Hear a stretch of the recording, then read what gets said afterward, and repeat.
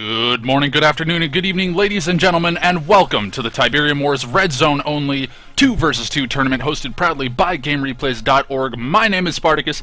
As always, we are in for some intense 2v2 action here today, folks, so thank you all for joining me.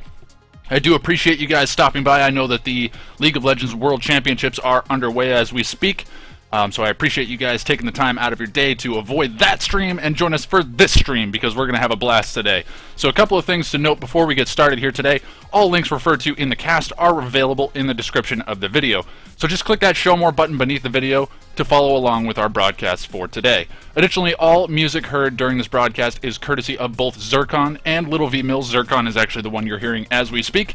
So if you enjoy the music you hear today, please be sure to check out their respective websites, which are linked in the description below. Both of those both of those music providers are fantastic. And I call them music providers, but they're actually artists.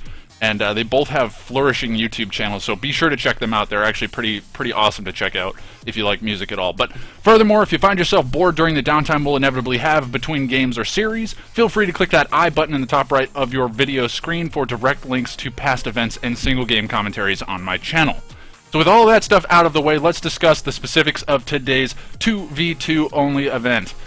So all of our games are going to be as best of 3 until the semifinals, which will be best of 5. And then concluding with the third place and finals matches as best of 7 series. We are in for a long event today, guys. We've been discussing this behind the scenes. We're thinking about maybe dropping the number of best ofs from best of 3, or rather best of 5 semifinals and best of 7 finals to best of 3 semifinals and best of 5 finals for these larger events, and potentially if that works out well, we'll actually swing that into all of our events. I think the best of 7s just end up really dragging on for a long time, and it's very rare that we've actually had any games. I think we've had maybe two tournaments that I can think of where we had the best of 7 actually go 7 games. It's usually over either in 4 games or 5. So yeah, anyways, that's just some logic behind that. So I was going to go through the map list as to what starting maps we have here as far as each round goes, but it's Red Zone only, folks, so we are going to be on Red Zone all day today, so hopefully you guys like that map because we're going to be seeing a lot of it.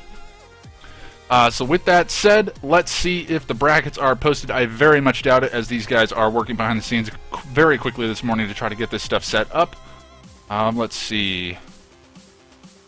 Looks like we have our teams listed. I'm not sure.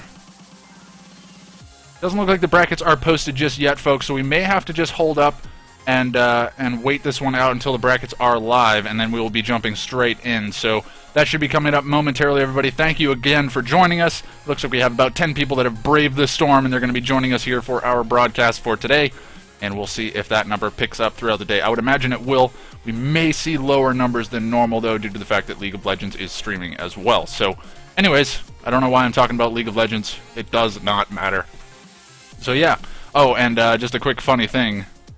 If you guys follow these casts at all, you know that I do have a tendency to cast Survivor Man, aka Cabal, in my first game of the of team matches, and that's just by coincidence. It's not like I'm aiming to cast him first every time. I just find that I a lot of times, either in Kane's Wrath or Tib Wars, will end up casting one of his games first, and he usually ends up getting double or triple teamed. So he's actually taken the stance today, and he's actually created a Smurf on Tiberium Wars called Sparts Please No Cast. So I was literally cracking up in my seat laughing at that one, so that was pretty good. But anyways, we're going to be taking a short break, guys. I cannot vamp for too much longer as I don't have a whole lot more to say. There's plenty more coming down the pipe, but we will hold off for now and give you guys a quick break. We'll put the music back up so you guys can listen to that stuff, and then we'll be jumping into the action the second it becomes available, so be sure to stick around.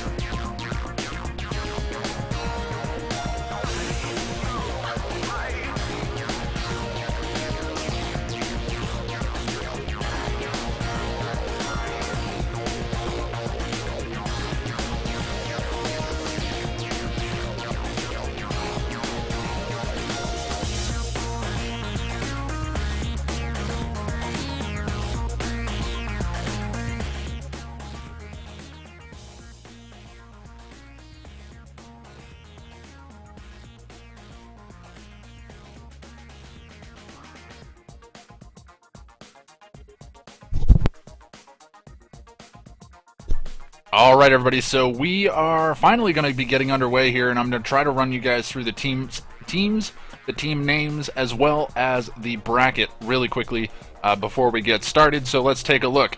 So the registered teams, our first team as the Tactical Beardsmen will be the team of Adam Lalana and Guido Juicehead. I'm not sure who Guido is. I honestly don't know. But Tactical Beardsmen, I'm digging the name as a man with a beard now. Myself, I can attest to the fact that it is very tactical to have a beard. Virus RU and NG Benji going to be teaming up as Team Nice NG, so that should be good. I think I've seen those guys team up in the past, so that should be a good setup right there for them. A team of Zoro and Sean, which is going to be Team Wind Warriors. A team of Good Day to Die and Wanted. That's right, Wanted coming back. That's going to be the team of Ghost Soldiers. And then down below that we have Team Bert and Claudio. I honestly cannot pronounce this guy's name. I've cast him before and I get it wrong every time. Claudio, I think it is. And that they're going to be listed as Team Epic. And then Team Survivor Man and We Got the Rockets as Team Deadly Commandos. And then Team Unknown and Training Account going to be listed as Toxic Warriors. And then a team of Jake White and S2 Enzio as Team Night Stars. Let's take a look at the bracket. Let's get this thrown up on the page really quickly. Actually, you know what? Let me just see if I can get a game really quickly.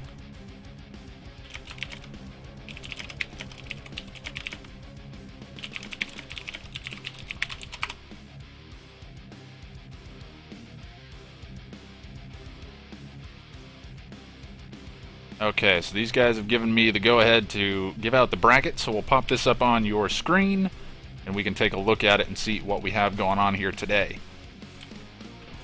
Pop that guy up, and let me just get the team names updated here.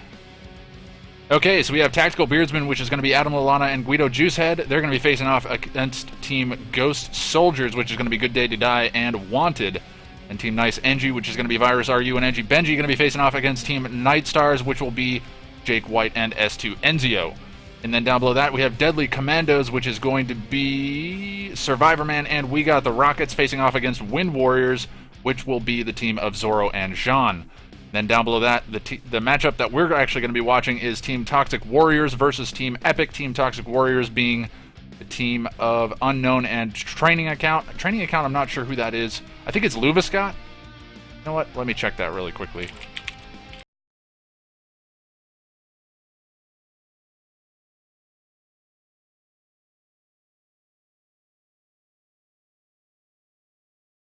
It is, in fact, Luviscott. He is, in fact, Training Account, so you may know him better as Training Account due to the fact that he looks like he has a lot more games played on that particular account. But anyways, it's going to be Luviscott and Unknown facing off against Team Epic, which will be the team of Bert and Claudius. So this should actually be a pretty good match. I think these guys are pretty evenly skilled. I'm not sure entirely, as I'm not familiar with everybody that's involved. But anyways, that's going to be our bracket rundown. We're going to be jumping into game number 1 momentarily, everybody, so be sure to stick around.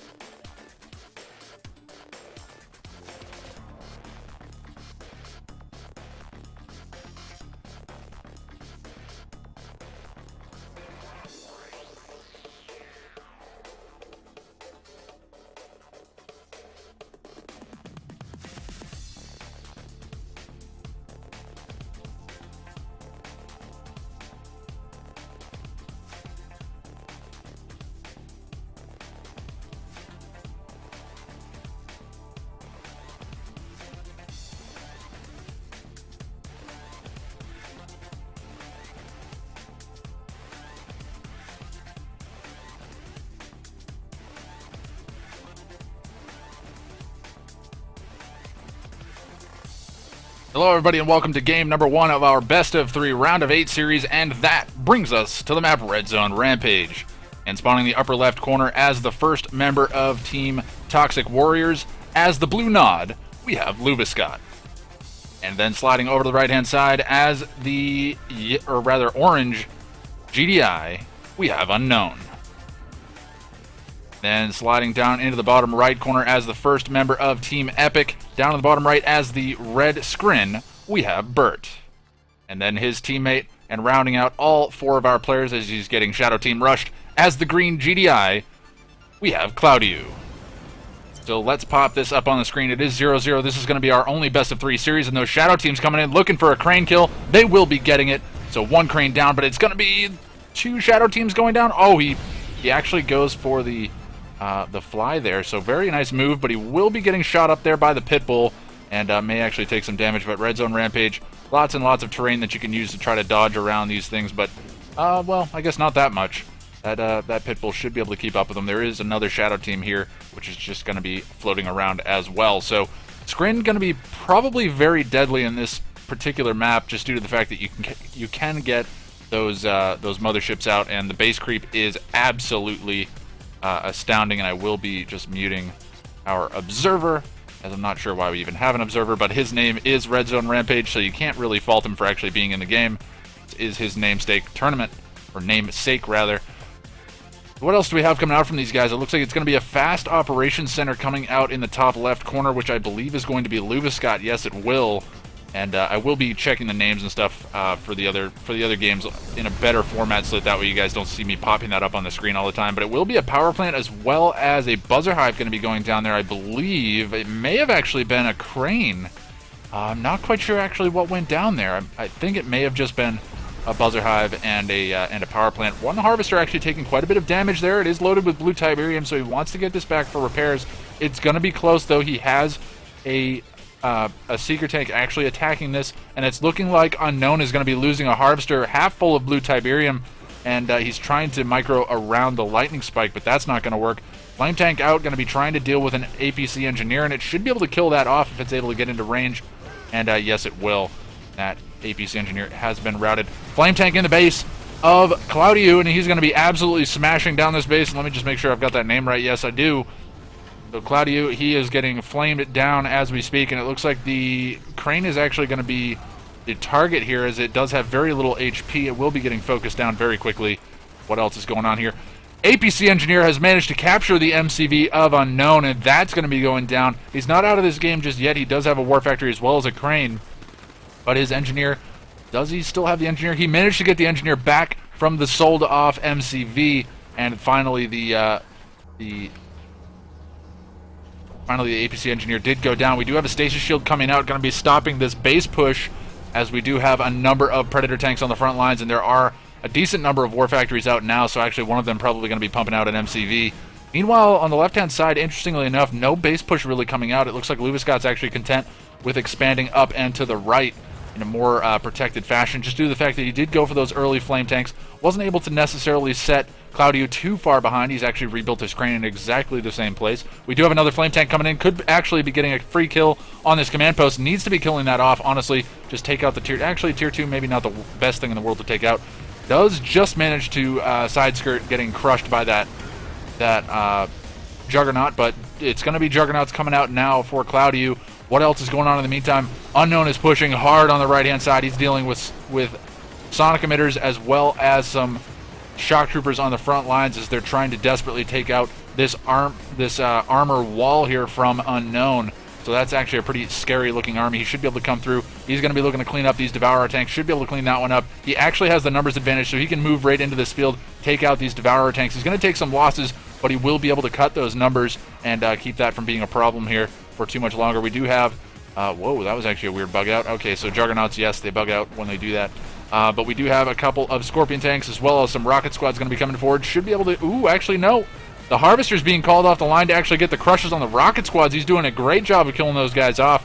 Not enough damage output there to actually kill that Harvester either. That Harvester will be doing a lot of work here. Great building blocking here of these sonic emitters. He will need to force fire them in order to get them to do the damage, but that is a very scary thing indeed. Looks like the Predator tank army here from Unknown is still continuing to pound away on this base. He's going to be able to clean up some Harvesters, but there are some zone troopers coming out now. What else is going on in the top right? It looks like I believe we do have Bert actually going to be attacking with the Storm Riders, going to be trying to take out these Harvesters on the blue Tiberium field. They're actually going to be forced to cut and run. Actually, it doesn't even look like he cares too much about it. There is a gravity stabilizer in the base of Cloudiu as well, and the base push is now coming in from Luviscott. He's actually moved his MCV pretty far forward. Tiberium chemical plant very far forward. I don't know about that positioning. That's risky to say the least. Not quite sure what he was able to hit. Looks like maybe he used a... No, I don't think he actually used it. I didn't hear the sound. But anyways, we do have the Storm Riders flying around here from I believe that is Bert. Yes, Bert. I'm sorry, guys. I am a little bit shaky this morning. I have not had an opportunity to check in on these player names, so I'm going to be learning this stuff as we go along here. But not a whole lot from Luviscott on the front lines, and now his MCV is getting pressured down here by the Juggernauts of Cloudiu, and it's looking like he should be losing that MCV pretty quickly. There's really nothing left to actually contest that. I think Unknown is actually trying to rally to the cause. He's trying to take out the Juggernauts, but there are Storm Riders here to actually deal with these Predator tanks, and they should be able to clean them up. And it does not look like the MCV. Actually, the MCV on half HP, I don't know if he managed to get out an Engineer to actually save that, but now we have Unknown actually completely responding to this attack. He's going to be sending his entire force to the left-hand side. That's going to be leaving him very much exposed on the right-hand side of the map. Yes, his entire base is up for grabs here if Bert realizes it and he could actually respond there. But no, he's actually dedicated his entire force to this left-hand side engagement as well. So everybody involved in this fight. And we're going to be seeing Shredder turrets coming down now, trying to deal with these rifleman squads. They're just picking away at the damage.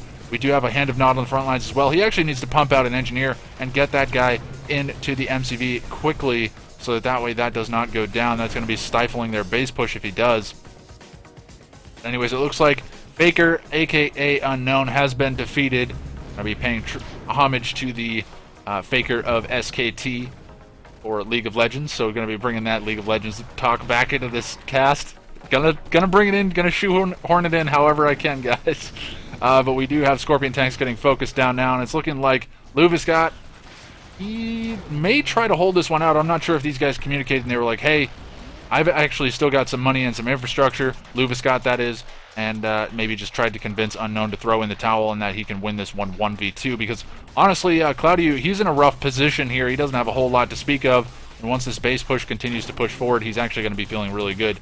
There's a beacon there. I'm not sure what that's going to be. It looks like it is going to be an Orca strike coming in from Cloudiu, and meanwhile, we do have a beacon placed by Bert, so he is aware of the stealth tanks, and there are 4 of them rolling around here, so that's actually a pretty scary force. But the base pushers coming in really heavy here from Luviscott, and the question is, can he 1v2 this quick enough? If this game goes on for too much longer, Team Epic is going to just get up and over the top of these guys way too far. Stealth tank's going to be rolling in here. They're going to be not catching out that airfield. I thought they were going to get an airfield full of Orcas, but it does not look like that's going to be the case. The Orcas are flying around. It looks like maybe they're waiting for an opportunity to actually take down the stealth tanks, but no, they're actually going to go straight for the MCV, and that's not the worst idea in the world either. There are 6 Orcas, and they should be able to do quite a bit of damage. There is a Juggernaut. 2 Juggernauts have managed to come back out on the field, and will they be able to take down the MCV? The construction yard does go down, and what's going on the right-hand side, we do have just a single Annihilator tripod going to be running forward here with the support of 2 Corruptors, and it's looking like actually Luviscott has managed to lose this game. I don't know how. Oh no, he's got a construction yard. Okay. Luviscott, he's not out of this one yet, but there are Devastator warships out now, as well as a couple of Juggernauts. Where did those stealth tanks go? Where did the stealth tanks go? I completely lose track of them. Looks like the stealth tanks have gone down in the meantime. I'm not quite sure what they went down to, but I saw some burning husks over here, and I'm assuming that's what they were. Maybe the Orcas managed to take them down. I'm not quite sure. But anyways, we do have still 2 Juggernauts on the front lines, a Devastator warship sitting back as well. There's one Devastator warship is pushing very far forward. Should actually just take out that Engineer while it's out in the open. It's also not moving. Second MCV actually comes out for Luviscott. Not sure if that's what he had intended, but that's exactly what he's going to be getting all the same. Meanwhile, it looks like Bert has cleaned up the right-hand side almost completely. Doesn't seem to be too fussed about those 2 refineries on that blue field. And now they are going to be focusing down the Tier 3 of Luviscott, and that's going to be going down. And the second MCV is now deployed, so may actually try to rebuild his tech here. He needs to get his Tier 2 down in order to, well, now we have the Annihilator tripod coming through. GG comes in from Luviscott. That's going to be it. Team Epic going to be up 1-0 in this best-of-3 series.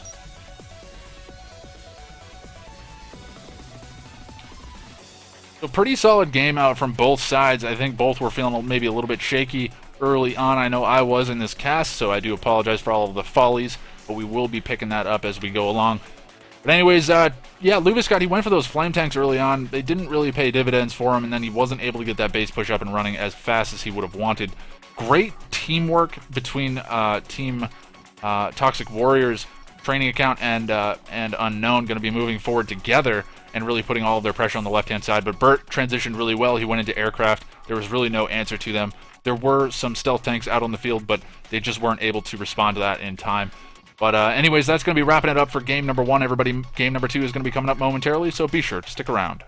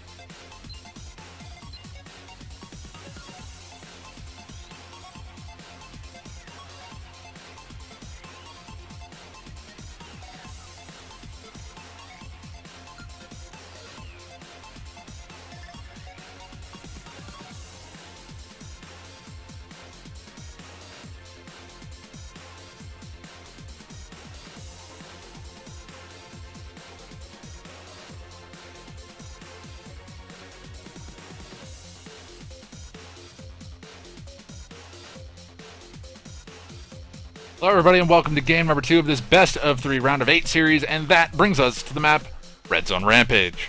And spawn in the upper left hand corner as the first member of Team Toxic Warriors, as the blue screen, we have Luviscott. Then his teammate over to the right hand side as the cyan screen, we have Unknown. And sliding down to the bottom right corner as the first member of Team Epic as the orange nod, we have Cloudy. I had to think about that one. And then spawning down in the bottom left-hand corner, rounding out Team Epic as the yellow GDI, we have Burt. So Team Epic is up 1-0, so our bottom side team is up 1-0 in this best of 3 series. They just need to close this game out in order to progress on into the semifinals, and they will be pressuring very hard, I would imagine, in this game to actually do so. Lots of Skrin coming out in this game, not terribly surprising. Again, Skrin pretty good on this particular map, and actually it's a GDI and Nod composition from Team Epic, interestingly enough. I'm not sure if these guys went all random or what the deal was. Actually, I don't even know if this tournament has a stipulation that you have to play random. I should probably check into that. That's probably not a terrible idea to check into. But anyways, it looks like... Okay, so we've got a refinery down on the green field, the safe green field here for Burt on the left-hand side of things. Meanwhile, Unknown on the right-hand side, he's already pushing hard on the right-hand side with this base creep. Does not want to allow any base creeping coming out from Cloudy, as we will be seeing the... I think that was just a Hand of Nod or a Shredder turret that was actually sold off. Not quite sure what that was, actually. We do have Harvester docking in a very weird position there, as it's going to be unloading that blue Tiberium. Only a single War Factory down now.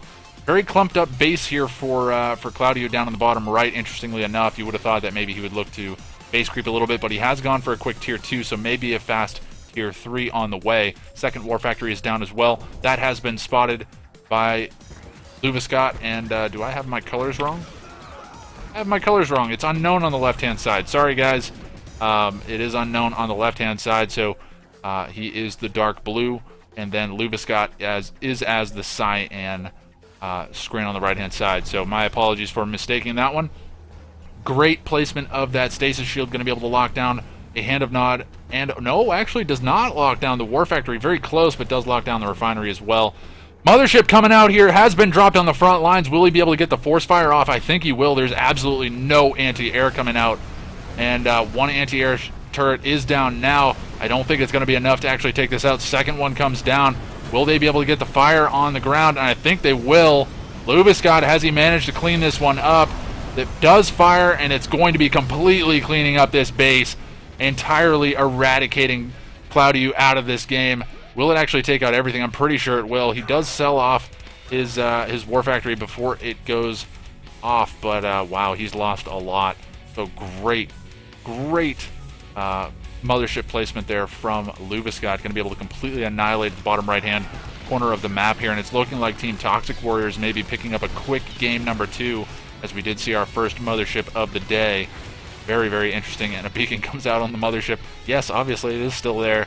Anti-air will now have to be the name of the game here for Bert down in the bottom left, and he's in a very tough position. He's got to fight 1v2, and there really has been no pain put on our right side, or rather our top side team. Team Toxic Warriors has been pretty much untouched, and now we're going to be seeing Devastator warships coming out from Luviscott, and it's looking like this mothership is going to be trying to come forward here. There is a Venom out on the field, and there are some Pit Bulls coming out as well.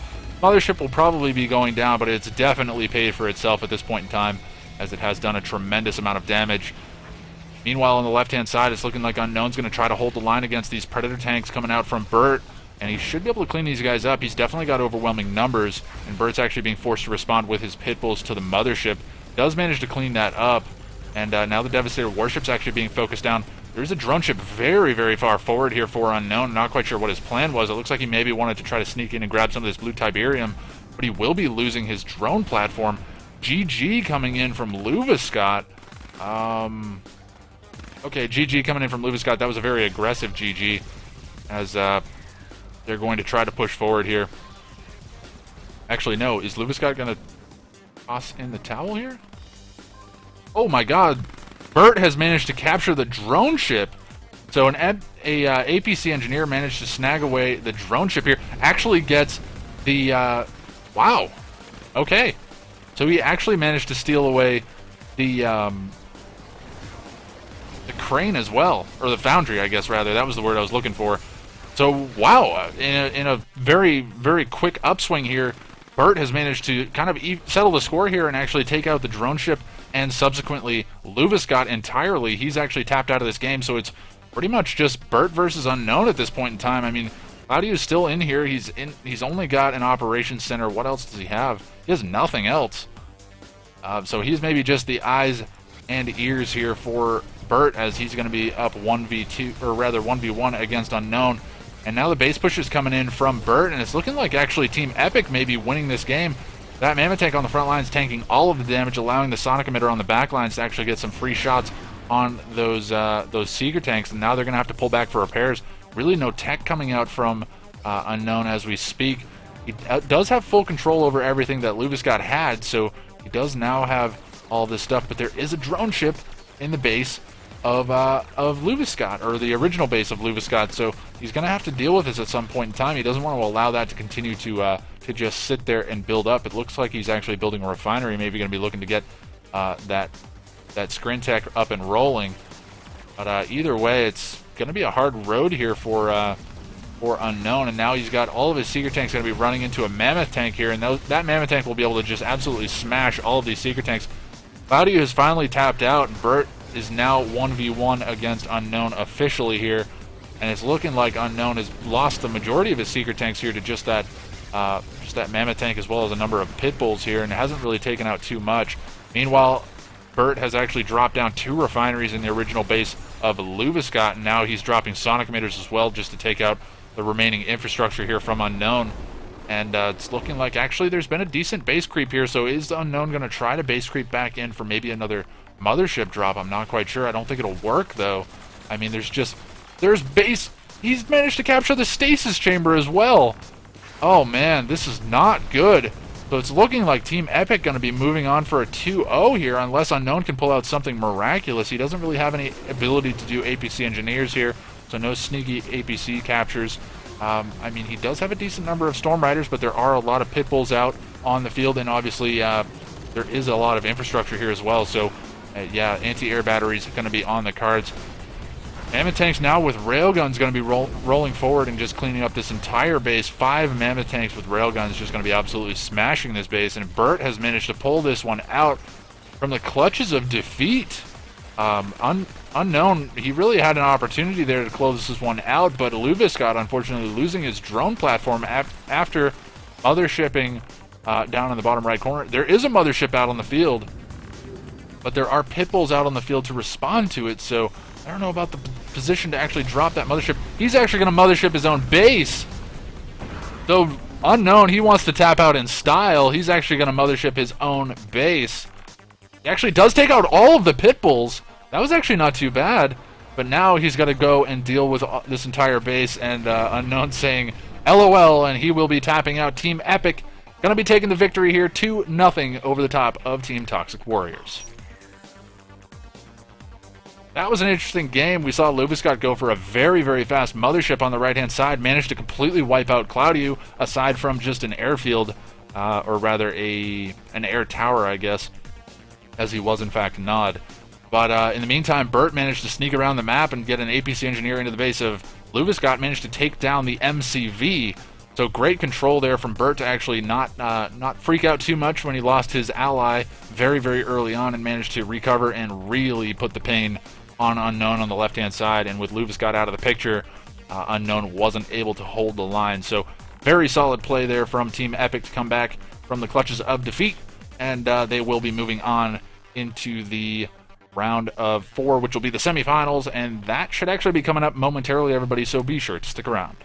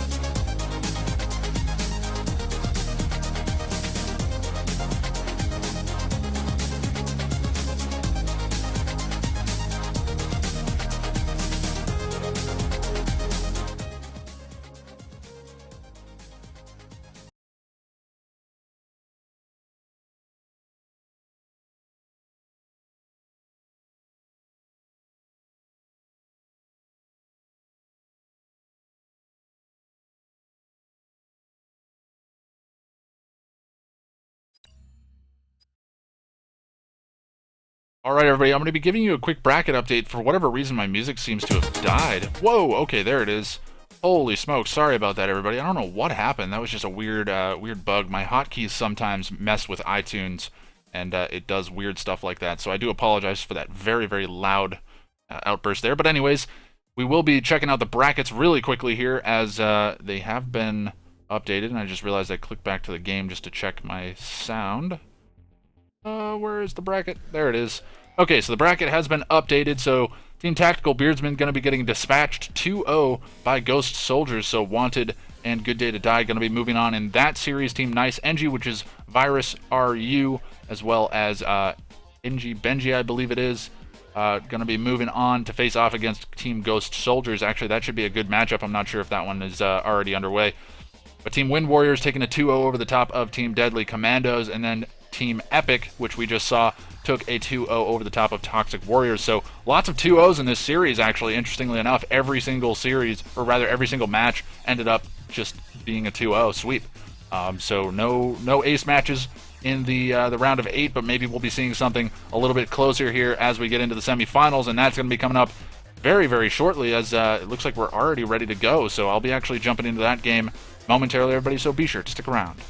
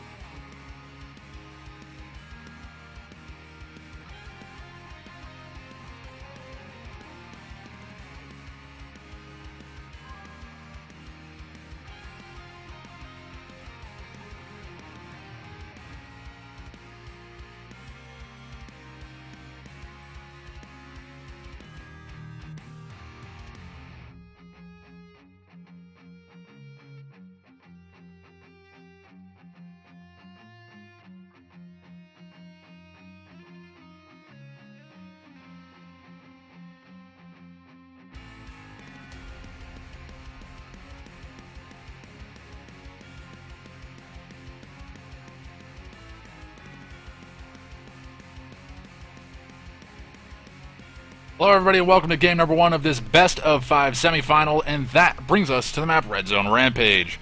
And spawning in the upper left hand corner as the first member of Team Epic, as the green screen, we have Cloudy. And sliding over to the right hand side, rounding out this team in the top of the map as the cyan screen, we do have Bert. And sliding down to the bottom side of the map as the first member of Team Wind Warriors, as the yellow screen, we have Sean. And sliding over to the far left corner, bottom left corner rather, as the pink screen, we have Zorro. So I think, actually nope, we gotta fix the score there. I think it's actually all screen this game. Yes it is. So it will be 4 screen this game. It should be interesting to say the least. It is a best of 5, so definitely anybody's series here. They can throw away a game or two, not be too fussed about it, but if they throw away 3, then it's GG. Didn't even mean to rhyme there, but it ended up coming out anyways. Really nothing too aggressive coming out from these guys. Obviously, Scrin not the most crazy early aggression that you'll see in Tiberium Wars. Obviously, no flame tanks or APC engineers or anything like that, but you will see early lightning spikes. That's actually pretty standard on this map. Just forces you to respond to them. I would not be shocked to see everybody drop a lightning spike in the opponent's base. There's another one. Where is it? Come on, drop the lightning spike. Let's see it. Now? Alright, well, we've got 2 lightning spikes on the right-hand side. Again, I'm expecting a pretty decent mirror in this setup. Base creep going to be coming out here from who is this down in the bottom right? I believe that is Sean coming out.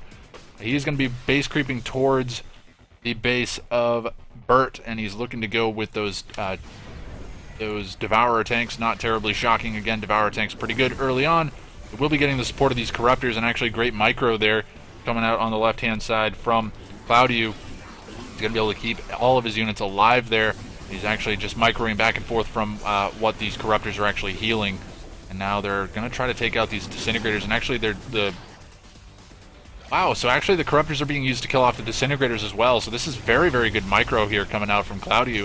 Meanwhile, what else do we have coming out? It looks like just a power plant in the base of Bert. And let's take a look and see what else is going on here. We just do have the Corruptors. Oh, actually, Stasis Shield comes out, going to be locking down that entire force here. One of the Devourer tanks actually caught out of position, so just going to be allowing Zorro a little bit of time there to actually get himself back up and running. But meanwhile, in the base of Sean, what does he have going on here? It looks like he is actually pushing a little bit harder here. He's getting pushed back though as by the Devourer tanks here coming out from Bert. And we do have actually a Harvester going down. Photon Cannon on the front lines does manage to claim one of the Devourer tanks, but will likely be getting kited out here, as those Devourer tanks, I believe, have just slightly superior range. But it looks like the main battle here is on the left-hand side, as we do have the Devourer tanks finally coming back online now for Cloudy, and he's going to try to continue to press forward here. But there are lots and lots of Disintegrators being spammed out here by Zorro to try to hold the line. Have to clear my throat there for a second. And we do have the Devourer tanks getting focused down here, and it's looking like the charged up Devourer tanks versus the non-charged. Oh no, there are charges on these Devourer tanks as well. But finally, the Disintegrators are winning this one out, and they will manage to take out the remainder of those Devourer tanks. Meanwhile, what has Cloudy been up to? It looks like he has not teched up to tier 3. Okay, there it is. So the tier 3 is down. No upgrades actually purchased just yet, but likely just going to be put in position to actually get out some tripods, maybe get out some Devastator warships. We'll have to see what the choice is going to be. No motherships just yet.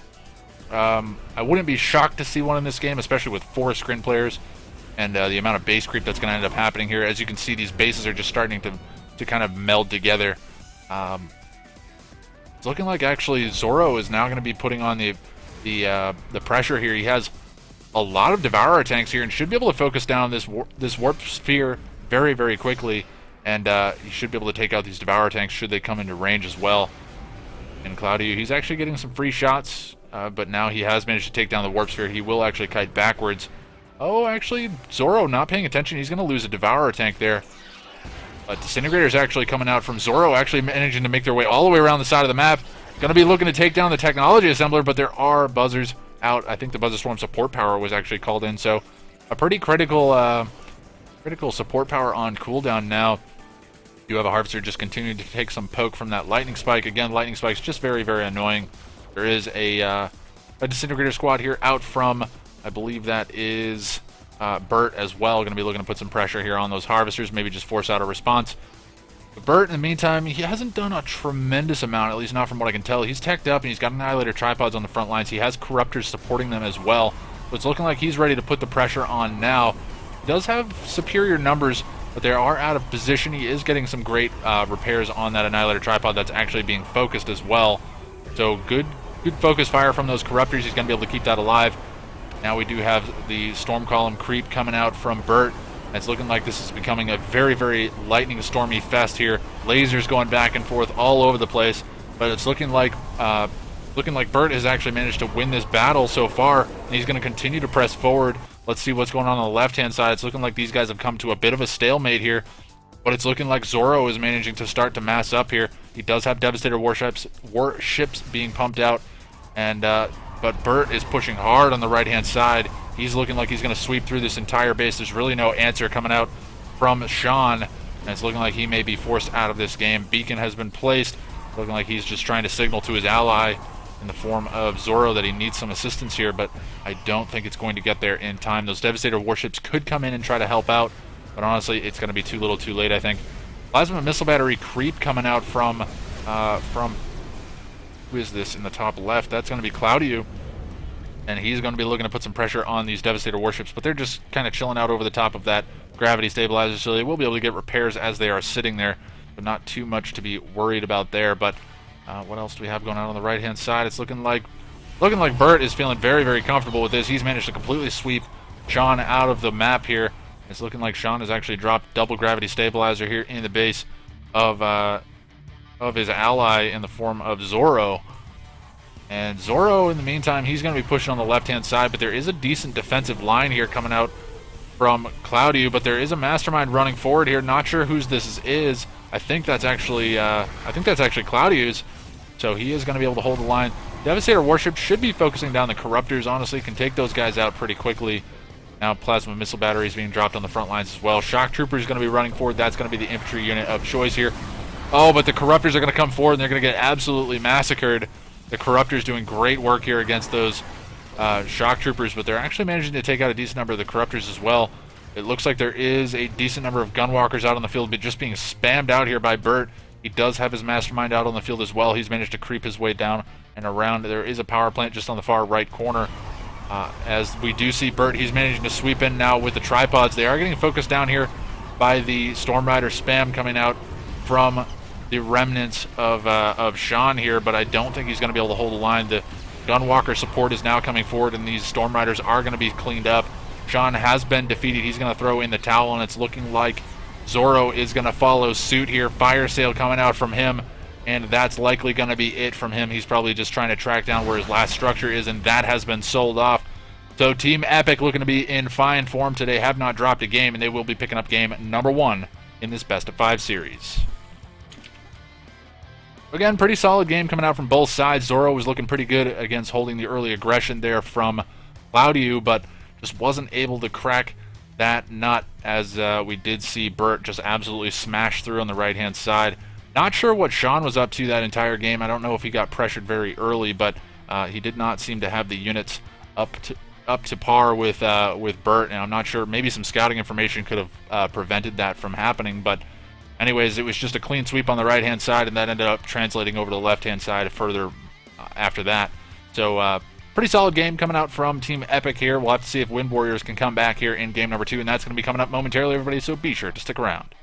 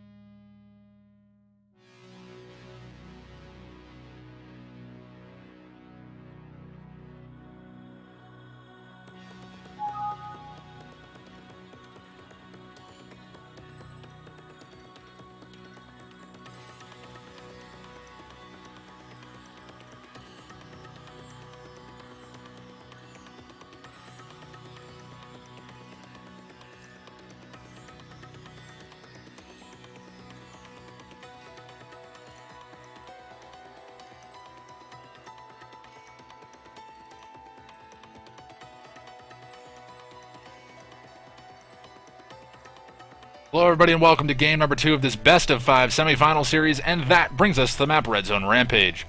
And spawn in the upper right corner as the first member of Team Epic, as the yellow screen, we do have Bert. And sliding down in the bottom right corner, his teammate, as the blue nod, we have Claudio. Sliding over to the left hand side as the green screen, we have Zorro. And sliding in the upper left-hand corner as the pink screen, we have Sean. Let me just make sure I've got my scoreboard right, because it is not right now. Let's see. Yeah, let's do this. Okay. Whoa, there we go. Okay, a little bit of fail, but hey, it's okay.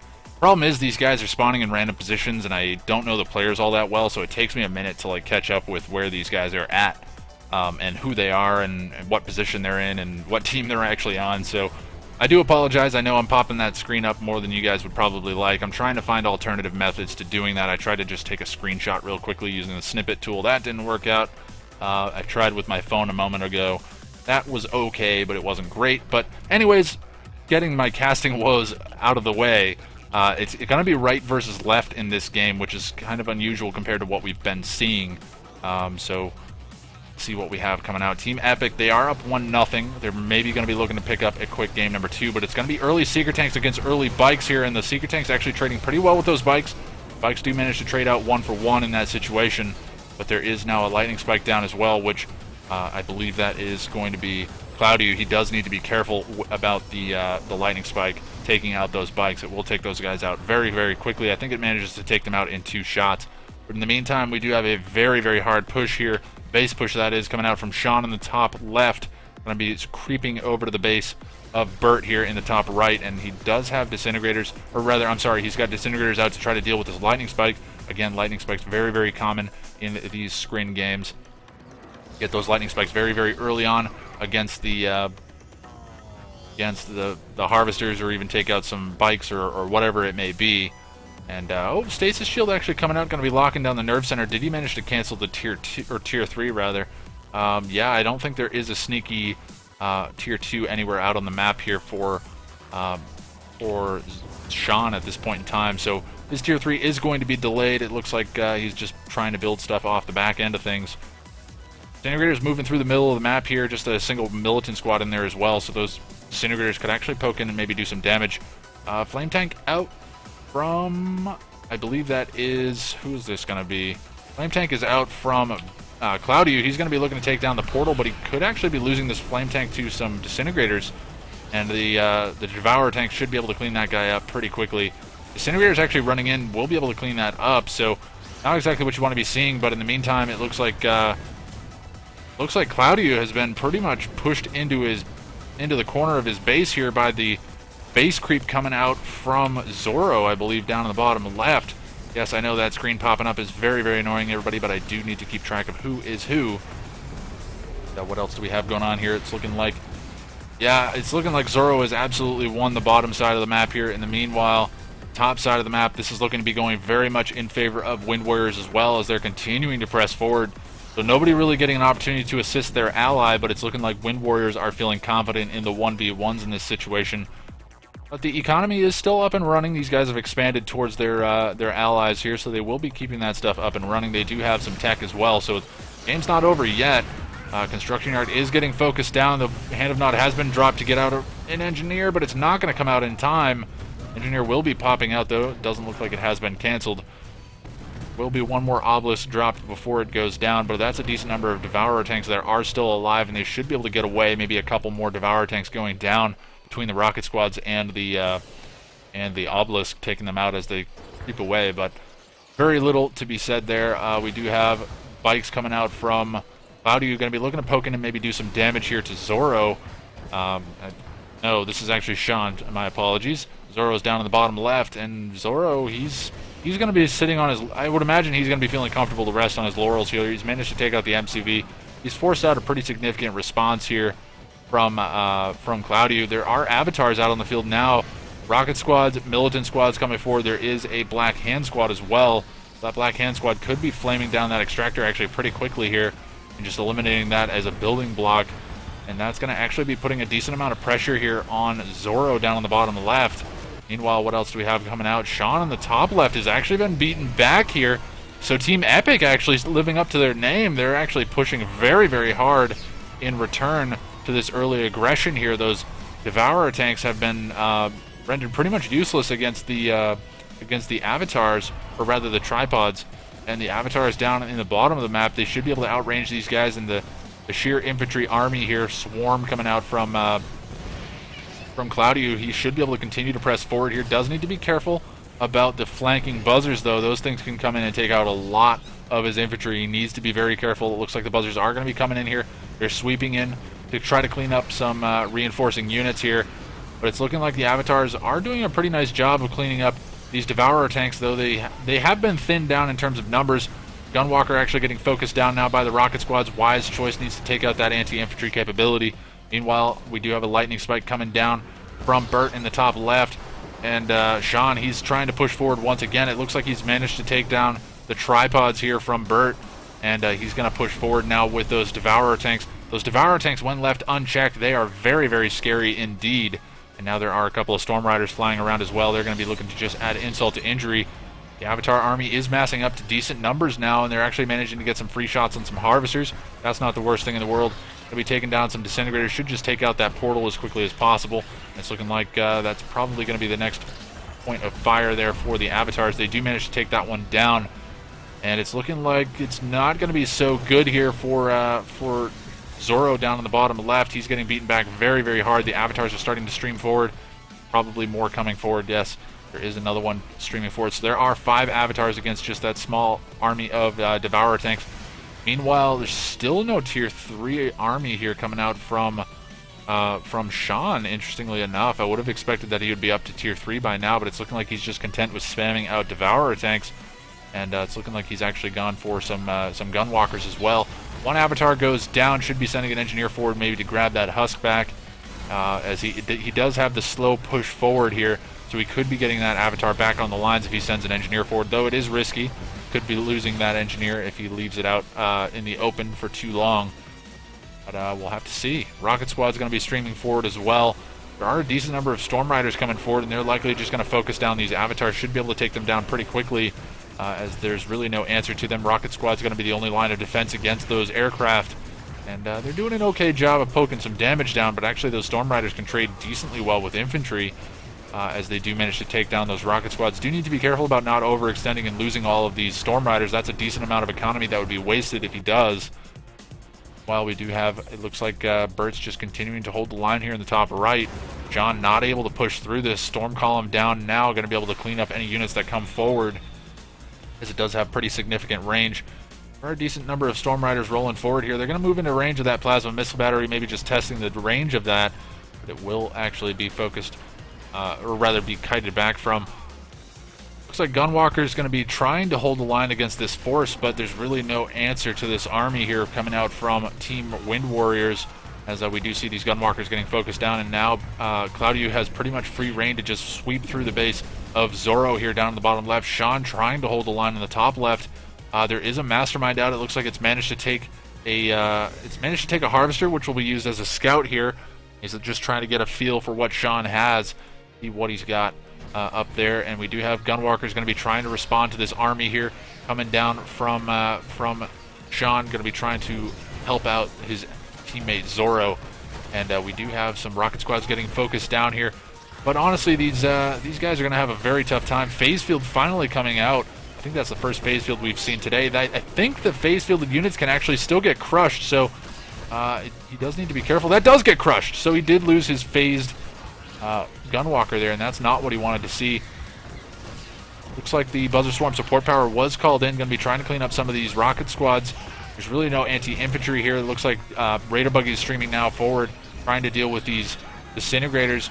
And as long as these Avatars stay alive, I think honestly Claudio is going to be feeling pretty good about this engagement. Disintegrators, the Storm Rider is going to be moving forward there for Wind Warriors down in the bottom left, but now it's looking like Bert has managed to solidify an army here, and he's got a couple of tripods that should be able to run forward with the assistance of the Corruptors on the back lines, and going to to be making it very difficult for those disintegrators to actually engage into that force, because those corruptors can just take them out instantly.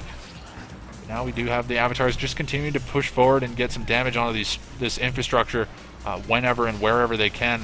They do need to be careful, though. They don't want to lose these avatars to the aircraft here.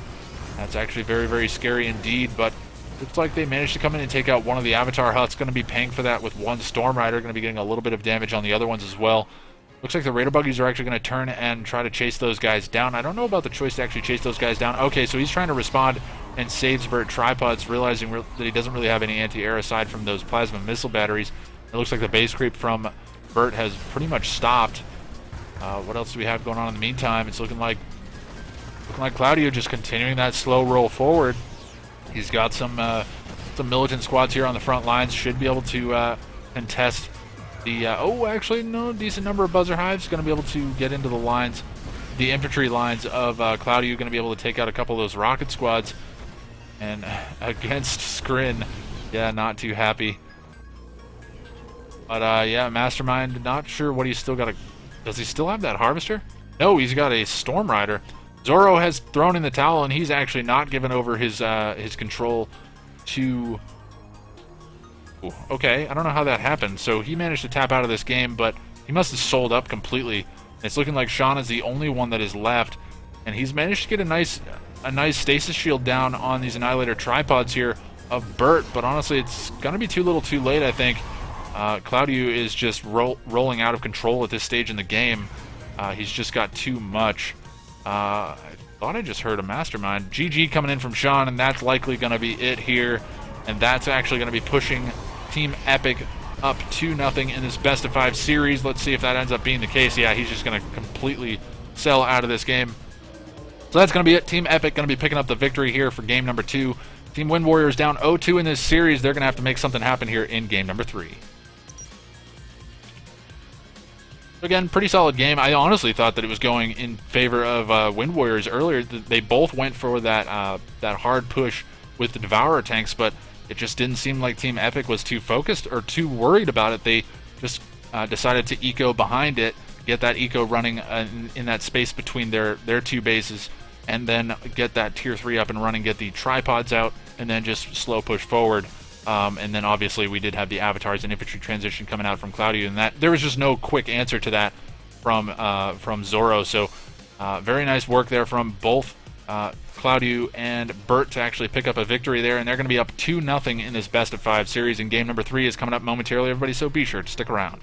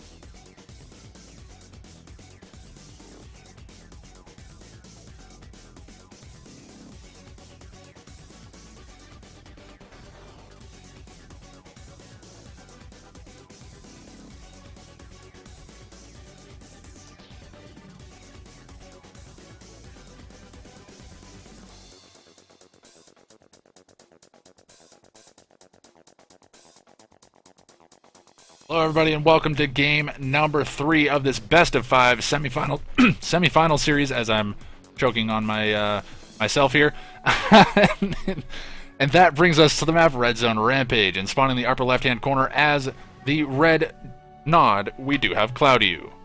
And then he has gone for a Shadow Team Rush, and we'll check in on that in a second. And down in the bottom left, as the purple scrin, we do have Bert. And then sliding over to the top right, because that's where those Shadow Teams are headed, as the pink or purple scrin, we do have Bert. And we have a little bit of a DC here. Well, and I'll just round it out down in the bottom right corner as the blue GDI, we have Zoro. So hopefully Zoro didn't actually DC. Quite sure. We'll let these guys wait this one out. See Zoro actually in the chat.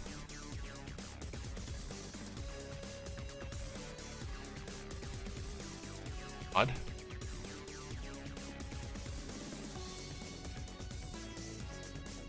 We'll wait it out and see if he comes back. Still got a few seconds before he's actually auto-kicked.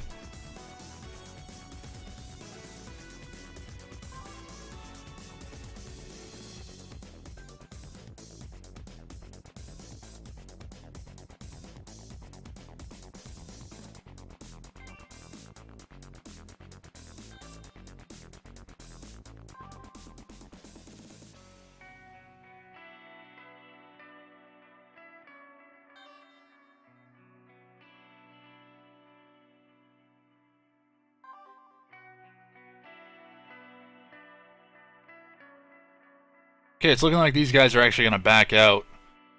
This is weird, though. They're chatting down here, which makes me think that I'm the only one with a disconnect screen.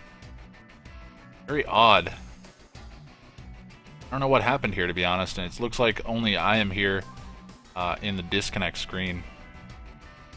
I'm going to back out, see if that fixes their game. We'll see what happens. I think Zoro DC'd, but we'll check in on that in a moment, everybody. I'm going to save this one just to be safe. But very odd. I was not expecting that. Let's see. Epic versus Wind Warriors. I can't spell today, everybody. Wow. I'm absolutely failing. Okay, so we'll save that. We'll check in with these guys and see what they think. But we'll more than likely just start that one up again. Yeah, they're actually back in the lobby, so we'll go ahead and start this one back up again, everybody. It looks like we had a little bit of an issue with the server, or somebody disconnecting. Not quite sure what happened. But anyways, we're going to be headed into game number 3, the correct game number 3, momentarily, everybody, so be sure to stick around.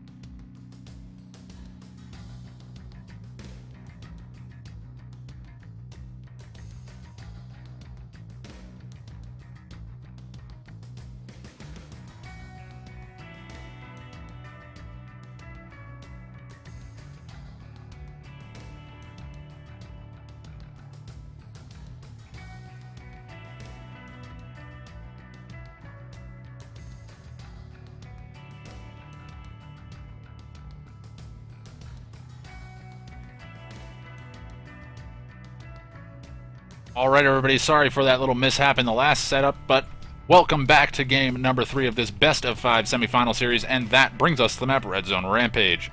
And spawning in the upper left corner as the yellow GDI, or rather orange GDI, we have Zoro. Then his teammate just down in the bottom left corner as the yellow Scrin, we have Sean. And sliding over to the bottom right corner as the red Scrin, we have Bert. And then in the top right as the last member of Team Epic, as the cyan Scrin, we have Claudio. So let's go ahead and see if we've got our scoreboard right. I don't think we do. Swap this real quick. You guys connect so fast. Normally I have a few seconds in the loading screen to actually get things set up, but not today. Let's see. There we go. I think we're up and running. Yes, Team Wind Warriors. I've got the colors backwards, but fix that. Oops. There we go. That looks right. Okay, so casting fails aside, Team Wind Warriors, they're definitely behind the 8-ball right now. They got to make something happen in this game, otherwise they're going to be 3-0'd out of the semifinals here, and their finals hopes going to be squandered. We'll have to see what happens. It looks like these guys, or rather, I believe that is Claudio in the top right, has dropped a power plant in his allies' base, something that we see a lot on Red Zone, just due to the fact that if they get annihilated on one side of the map, they may be able to save themselves by keeping the structure alive on the other side. But anyways, it's looking like the base creep coming out from Zoro, going to be moving forward here for Team Wind Warriors. We did see this happen in the last game. We saw Wind Warriors get very, very aggressive early on, and didn't really pay dividends for them later on. It's looking like Team Epic is feeling comfortable just expanding towards one another once again, so it's looking like they're playing for that late game. Again, late game screen, not terribly shocking that they're going to be going for that. Probably going to be seeing some lightning spikes coming down in the very near future here. And yeah, not a whole lot of early aggression coming out from either side, but we do have the base creep coming forward here.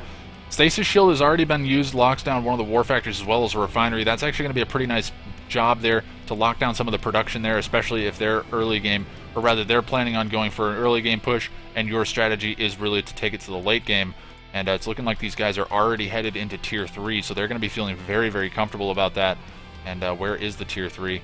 It has not been locked down just yet. It looks like the Nerve Center, so no Tier 3 down for... No, he's already got his Tier 3 down, so wow, that was a very fast Tier 3. APC Engineers coming forward here.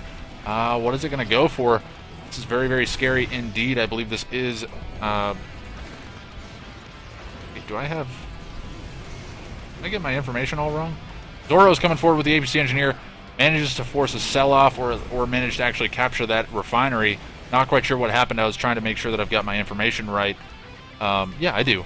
I'm not sure what happened, but anyways, we do have the base creep coming forward here from Zoro. He's getting pretty close to the base of Claudio, and he's going to need to respond to this very, very quickly. Tier 3 is done for him as well. Yeah, 130 gold for Stasis. What? I don't understand that one. But Stasis coming down here, going to be able to lock down all these Devourer tanks from Sean, so maybe not feeling good about the Stasis Shield being used in that situation, but the tripod is going to come online. It's going to be able to just run forward there and actually crush those Devourer tanks. Doesn't seem like he's choosing to do that. He will get the EMP though. And Predator tank running forward there. He's pretty far forward, actually getting focused down by buzzers, interestingly enough. Power plant is getting focused down now, or rather reactors, because they are Scrin.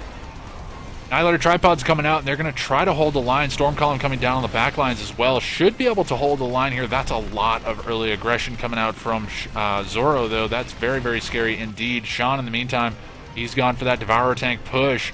And now the question is, can Team Epic hold this line for just a few seconds longer? Because if they can manage to get out a couple more of those tripods. I don't know why I was thinking tripods were a nod thing. But if they can get out a couple more of those tripods, they're going to be feeling very good. I would really like to see an airfield transition coming out from Zoro. I think he could honestly catch these guys out of position. Manpost comes down. Did he read my mind? That would be amazing if he did. But the Tier 2 is down. I'm not sure if he's just had to rebuild that or what have you. But the face fielded tripod. Oh, he's going to be losing. Oh my god, he manages to sneak through. Wow, I thought for sure there was 2 Devourer tanks going down there. But that was not, in fact, the case. Phased tripods on both sides of the map. It's looking like these guys have communicated what they want to do here, but those tripods they have such a weird pathing setup that they don't always get the crushes that you want them to. And that tripod not really going to be able to get as many crushes as it probably wanted. Should be able to get one there. No, he doesn't actually get that one. I don't know what's going on with the crushes right now. I've just seen like 2 or 3 for sure crushes that didn't happen. But Devastator Warship's going to be sitting there from I believe it is Cloudiu here in the top right, going to be trying to hold the line against this force. Meanwhile, on the left-hand side, this phase tripod has made its all the way around into the base of Zoro, and it's going to be taking out some harvesters. 1 harvester goes down, 2 harvesters go down, and he definitely needs to respond to this. An airfield is down, so he maybe did read my mind a little bit. That was very, very interesting choice. I love the airfield choice there. I mean, obviously it's not very good against the storm columns, but it will just prevent these tripods from really being too much of a problem. And wow, that is a lot of Devourer tanks, and they're going to have to do really, really good work there to actually win this fight. Buzzer Swarm support power comes in, immediately takes out that Mastermind. That Mastermind really was too far forward. He was trying to get the mind control on one of these Devourer tanks, but only managed to get 1. And now these tripods going to try to hold the line against these Devourer tanks. Actually doing a pretty nice job. Both of those tripods actually pretty heavily damaged.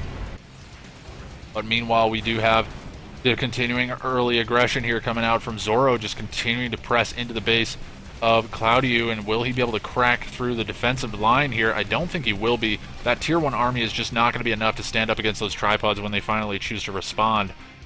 But in the meantime, Sean, he's doing a lot of work here down in the bottom right, and the holding of the line here from Cloudiu in the top right may actually afford Bert some time here down in the bottom right to actually stay alive against this early aggression here coming out from Sean. Sean, has he teched up in the meantime? He has not teched. This is a mistake. This is where these guys squander their opportunities. I mean, the tier 3 should be done by now, but they've just tried to pump so much money into that tier 2. And honestly, as you get into the late game, you get these tripods out on the field with the support of the Corruptors, the Devastator Warship sitting on top, and then the base push with the Storm Columns to hold the line. It's just so difficult to trade cost effectively with those tier 1 units. Tier 1, tier 2 units, that is the Devastator, or rather Devourer tanks, going to be those tier 2 units.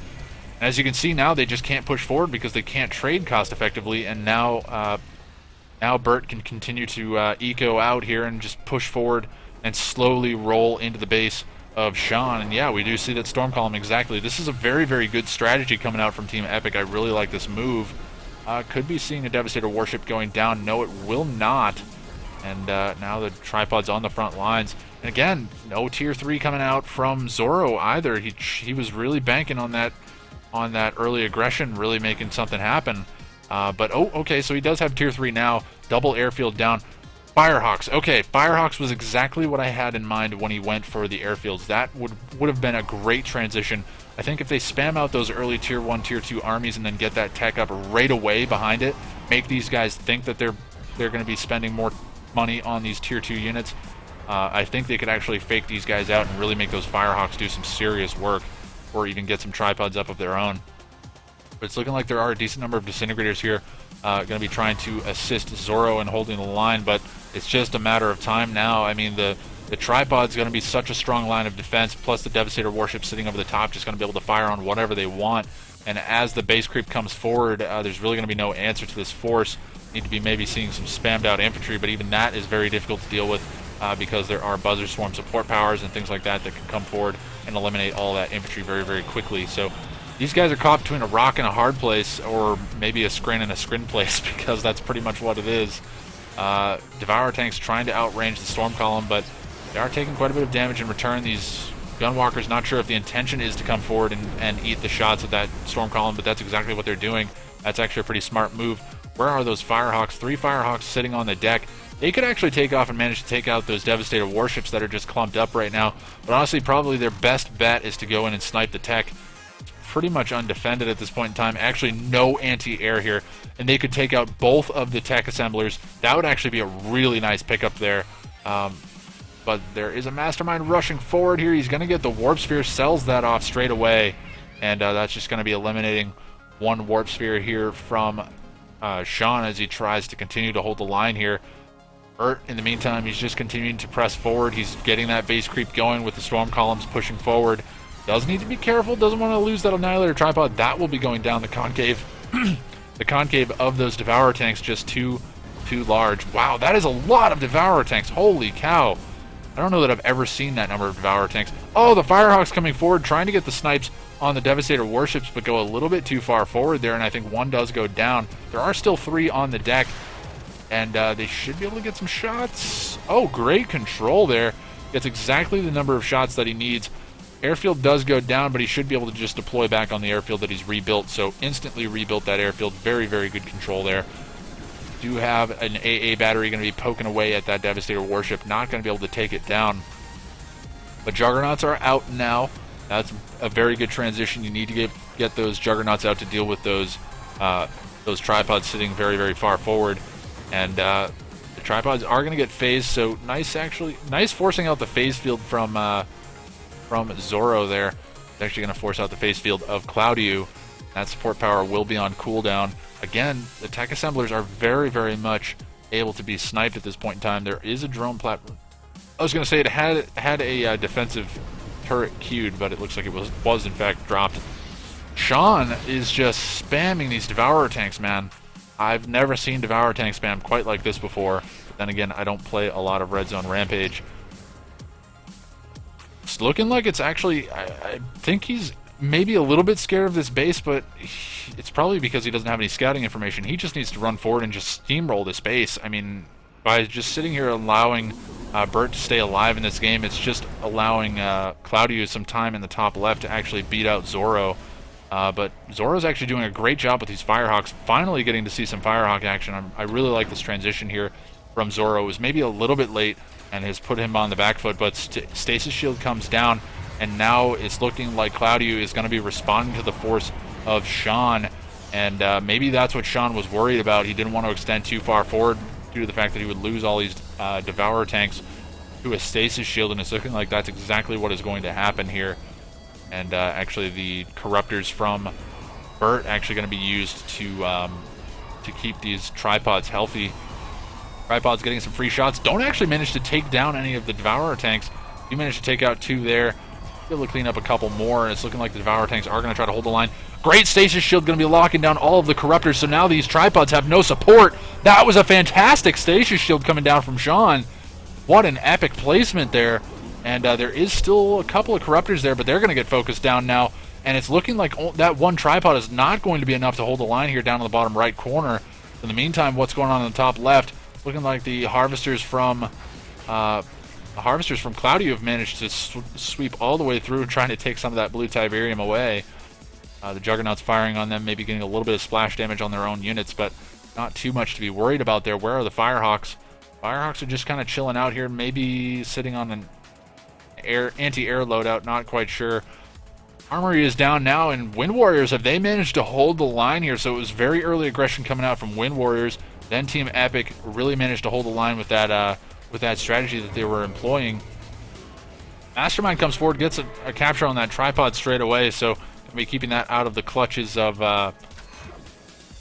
Sean only for a moment, though, as he immediately follows up with another assimilator, going to be grabbing that back straight away. So the ability for that Mastermind to actually capture anything will take a moment or two before it's able to do too much. Looking like APC is going to be held up by these V-35 Ox transports, and it could be 3 APC engineers. That would actually be pretty nasty. Come in and do some serious work on this base, or at least force some sell-offs or some base defenses to be dropped on the back lines.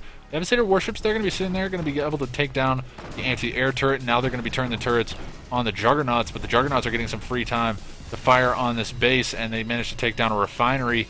Refinery not terribly effective at this state in the game. There's not a whole lot of eco left on the field, and by that I mean absolutely nothing.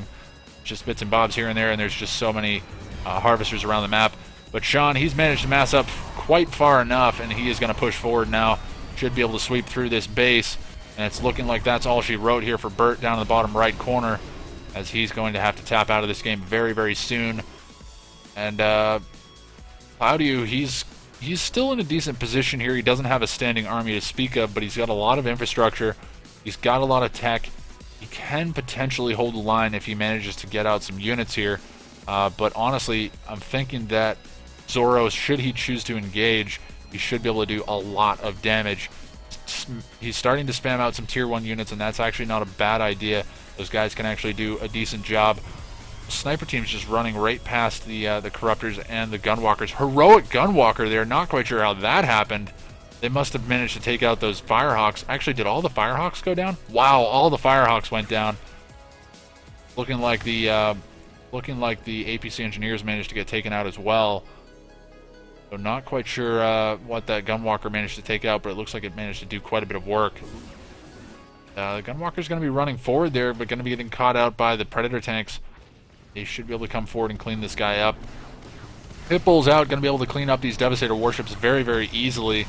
Nope, there is a tripod that was teleported forward here. So it looks like Cloudy not ready to lose all of those Devastator warships to these Pitbulls. And actually, he's going to get a great trade here. He's going to be able to take out all of these Pitbulls, no problem. And that was actually a great pickup there from Cloudy to teleport that tripod forward.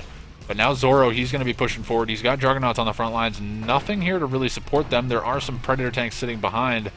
But again, not a whole lot. Oh my god, wait a second. He's got flying V-35 Ox transports with zone troopers inside of them.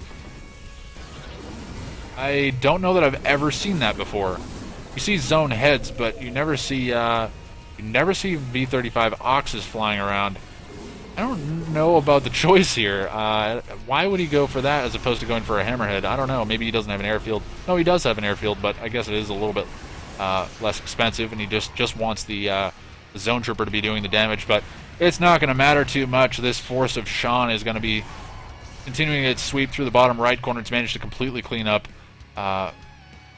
Bert down there. He does still have some infrastructure left over. Maybe these guys just talking a little bit in team chat, but GG comes out from Bert. He's likely going to be thrown in the towel. There he goes. So double tier 3 here coming out from Claudio. He does phase field the tripod, but again, that tripod's going to struggle to actually rush forward and get any crushes. The tripod here from Claudio could actually just, or rather from Sean, could actually just come forward and EMP that phase tripod. But Claudio, he's going to toss in the towel here, and Team Wind Warriors strike back. They're going to be down 1-2 in this series, but they do manage to take game number 3. Not much more to be said about that game. I think I said pretty much everything I could think of. It was a very early aggression coming out from Team Wind Warriors, translated into a quick Tier 3 tech from Team Epic, which again we saw work out for them in game number 2. But a great transition there from Zoro to go for the airfields. I really liked that move, and then he was able to get up some Juggernauts on the back lines. Sean going for that Tier 2 spam, and it just managed to work out for him. There was just no real answer from Team Epic to really deal with that. And honestly, if Claudio had responded maybe a little bit earlier, he maybe would have been able to save his teammate. But he was dealing with some pretty early aggression coming out from Zoro, and he needed to beat that back. But anyways, some great team play coming out from both sides, some nice strategies being employed, and that's going to be taking us into game number 4, everybody, so be sure to stick around.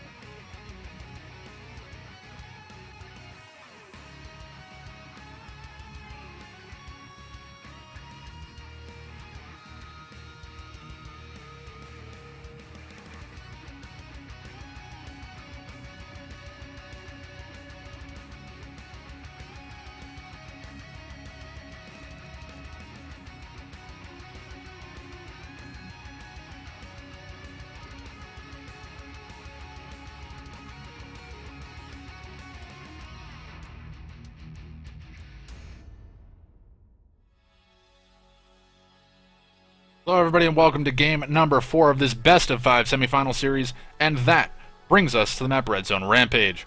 And spawning in the upper left hand corner as the first member of Team Wind Warriors as the green GDI, we have Zoro. And his teammate down in the bottom left corner as the purple Scrin, we have Sean.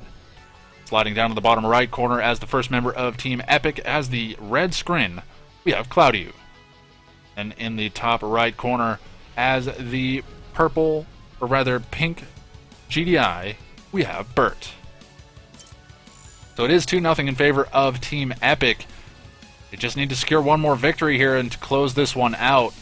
And it's going to be GDI v GDI in the top of the map. Looking like it will be Scrin v Scrin down in the bottom, so that should be interesting. We'll have to see what these guys choose to do. I'd like to see a little bit more team play coming out from both teams. We've been seeing a lot of 1v1s in both the top and the bottom of the map. And again, it's not terribly shocking, but maybe some really early aggression on one side of the map and just crush somebody really quickly while these guys are more or less just going for their standard builds could really put some serious pressure on these guys. But anyways, it's going to be 2 APC engineers coming out from Zoro, going to be looking to maybe take down a refinery. Does manage to force the sell-off.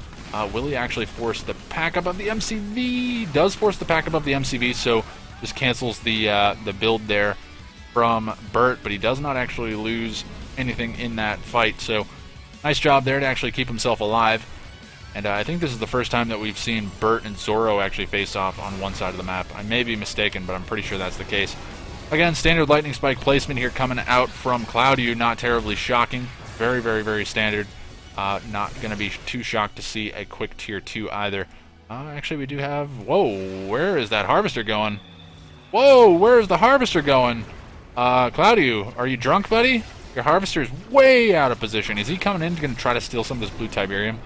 Oh my god, is that what he's trying to do here? This would be really cheeky.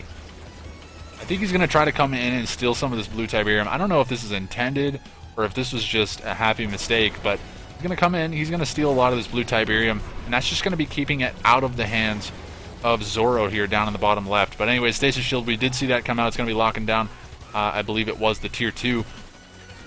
Harvester very heavily damaged. It is going to be falling back now. Not sure where that was coming from. May have just been on a bad rally point.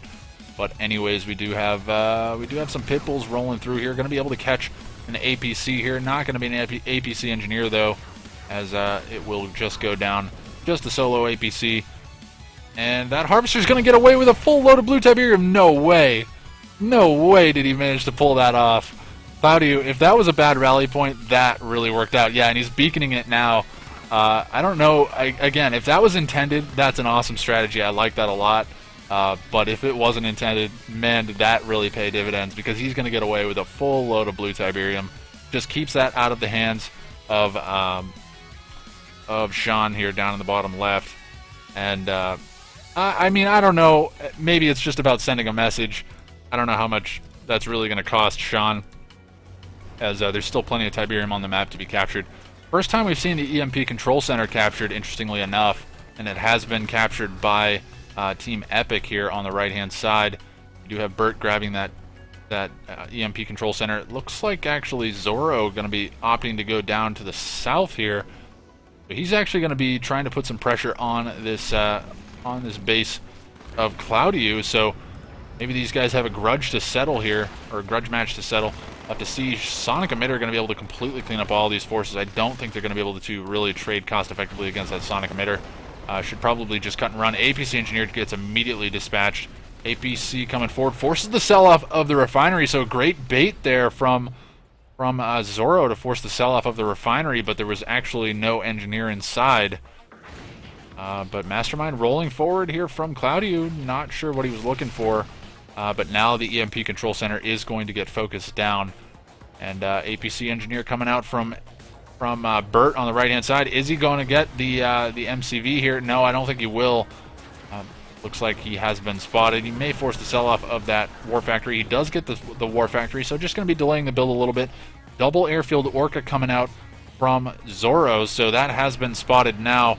Oh, but Firehawk's coming out in response. Going to be able to take out the airfield, but now those Orcas they're already off the deck. We need to see both of these Firehawks go up and take the anti-air loadout. Need to see that very, very soon and take out these Orcas very quickly. Rocket Squad's going to be poking a little bit of damage on onto these Orcas. Not too much to be concerned about. Actually, that Orca needs to be rallied back to its airfield. Actually, these guys don't have an airfield to go back to. That's why they're just hanging out there. An Orca going to be thrown down for nothing. A second Orca going to be taking a lot of damage. Firehawks coming forward more than likely with the anti-air loadout. Maybe not. They may actually have bombs, and they should be able to come in. Will they get a full deck of Orcas? They're going to be able to get them. Oh, they get 3 Orcas and the airfield. That's a huge pickup there for Team Epic. Bert is going to be feeling very, very good about those early Firehawks. I really like that move.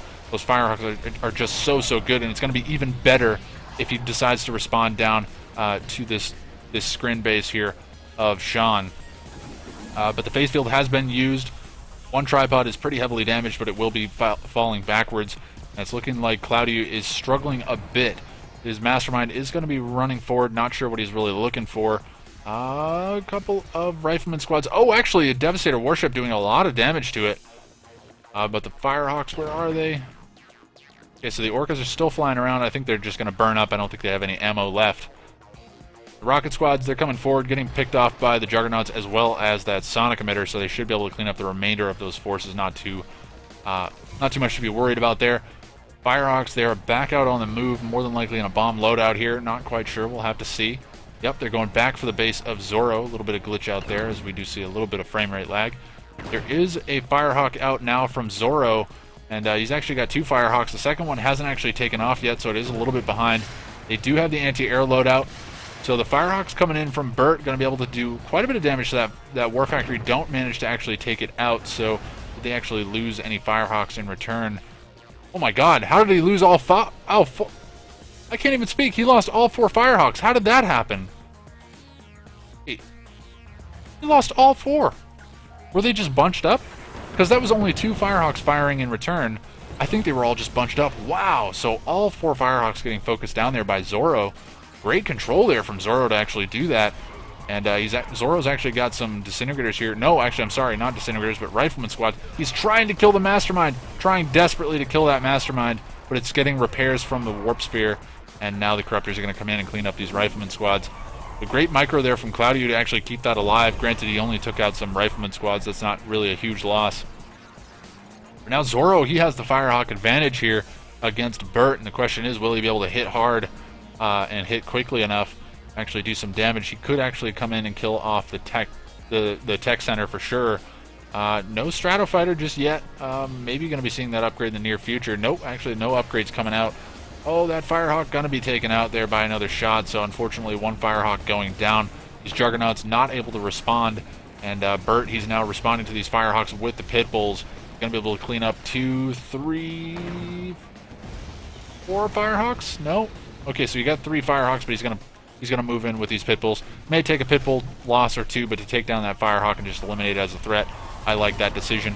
Meanwhile, we have a laser fight here down in the bottom of the map. We have John facing off against Bert, or rather against Claudio, and Claudio is not sure who's winning this fight, to be honest. Teleport backwards of that tripod just at the last second to keep it alive, and he's going to try to get some kills on those.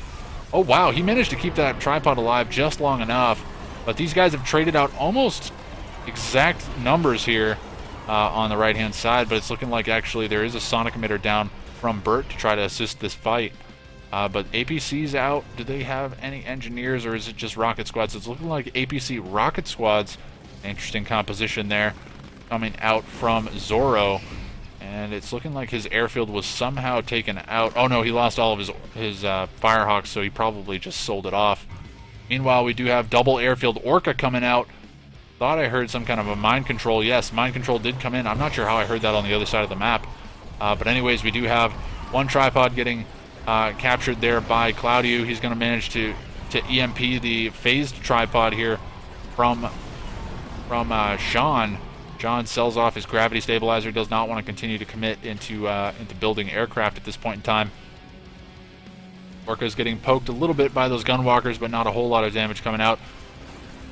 APC rocket squad's just poking in and doing damage where they can, actually drawing some fire from that Juggernaut. Juggernaut needs to be moving into the position here to actually focus down some of this infrastructure. Needs to beat back the base push here from Zorro.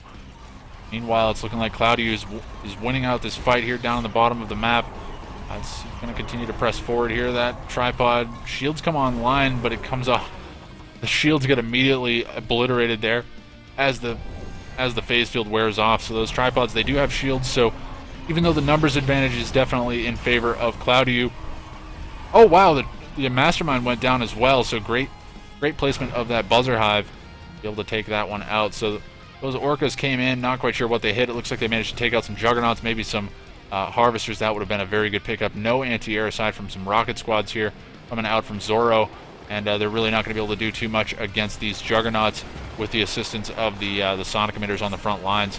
So lots and lots of base pushes here in this game. Not very shocking to see that. Orca's firing on infantry, not what you want to see at all. Oh, actually, he was trying to keep that Zone Trooper squad alive. I see what he was doing. Not able to do so. Going to fly over the top of that mess there and going to be absolutely obliterated. Looks like Sean just continuing to try to hold the line here against Cloudyu. Again, he's got the numbers advantage. Cloudyu, that is, has the numbers advantage. Oh, gets a stasis shield, locks down, I think, 3 of the tripods. Not quite sure if he managed to catch these guys. They're still moving, but I think it is just an animation glitch. They are, in fact, inside of that stasis shield, so 1 of the tripods did go down. Cloudyu, he's going to be able to clean up all of these Harvesters, no problem. Beacons coming out. It's looking like it is going to be an engineer in an Ox transport trying to come in and get some cheeky capture on one of these structures, but not able to get into range. The pit bulls there from Bert going to be enough to hold the line. And Zoro saying, LOL, fail. Yes, it was a fail, but it was a worthy effort. And Zoro, I think, getting a little bit desperate here. He doesn't really have a whole lot to respond to this base push coming out from Bert, and meanwhile Cloudyu is winning out on the bottom side. And GG's good luck coming in from Sean. It's looking like he's ready to tap out of this game and maybe give this over to Team Epic. And Sean has tapped out. GG's coming in from Bert and Cloudyu in this situation, and it's looking like it is going to be a fire sale coming out from Zoro. So he's going to go out in style, fire sailing off. So it is going to be Team Epic taking a 3-1 victory over the top of Wind Warriors here in the semifinals, and Team Epic will be moving on into the best of 7 finals, which will be coming up momentarily, everybody. So be sure to stick around.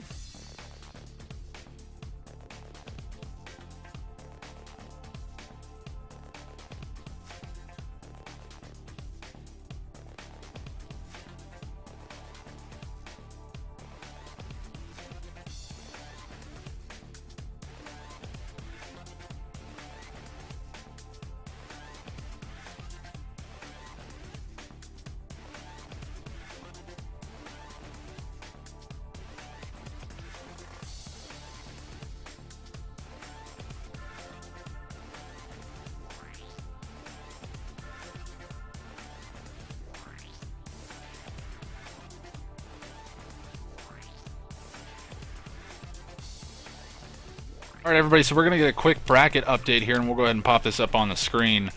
As we did see the other side of the bracket, it has concluded as well. So we did see Wind Warriors versus Team Epic, our last series. If you did miss it, you can rewind and check it out. It did end up going in favor of Team Epic 3-1. They've only dropped 1 game in this whole day here today. And then on the other side of the bracket, we saw a little bit of a closer semifinals as they did go to an ace match. Team Ghost Soldiers narrowly edging out Team Nice NG, and Team Ghost Soldiers takes goals. Oh, wow, I cannot say that. Ghost Soldiers, that's very difficult to say. I didn't even realize. Taking a 3-2 victory over the top of Nice NG. So it will be Ghost. I can't say it. I can't say it, everybody. I don't know what's going on. Ghost Soldiers against Team Epic here for our finals, and that's going to be coming up shortly, everybody. Again, you can check out the brackets for yourself. It is linked down in the description. But with that said, we're going to be taking a very, very short break, and we'll be headed into the finals momentarily, so be sure to stick around.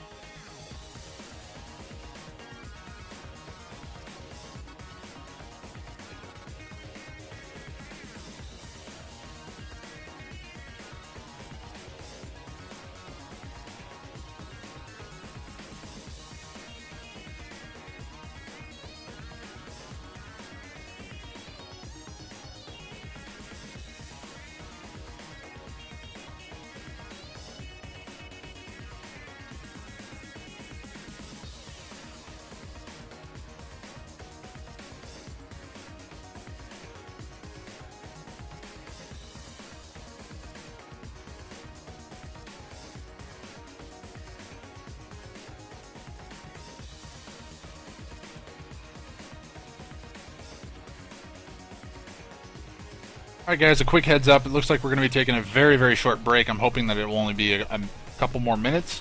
And because I think Cloudy has to take a quick break. He says he's very tired. But anyways, we're actually cruising right through this tournament. It's only been 2 hours and 15 minutes and we're already headed into the finals here. So very, very quick. I like that. And yeah, I think this format's actually working pretty well. So thank you all for joining us. I think we're sitting at about 45 people watching, 44 people. It seems to fluctuate back and forth. But I do appreciate you guys stopping by here today. I know there are a lot of other tournament streams that are out there for other games running today, so I do appreciate you guys joining us for this one here today. We are having a bit of fun. We've actually seen a decent number of games here today as well, and a nice number of strategies as well. I really like the team play that we've seen today. So, been a pretty solid tournament so far, and we're headed into the finals. Game number 1 going to be coming up in a few minutes here, folks. So if you need to go out and refresh your popcorn, I suggest you do it now. Then we'll be headed in for a best of 7 final. So thank you all again for joining us, and we'll be jumping into the finals as soon as they become available, so be sure to stick around.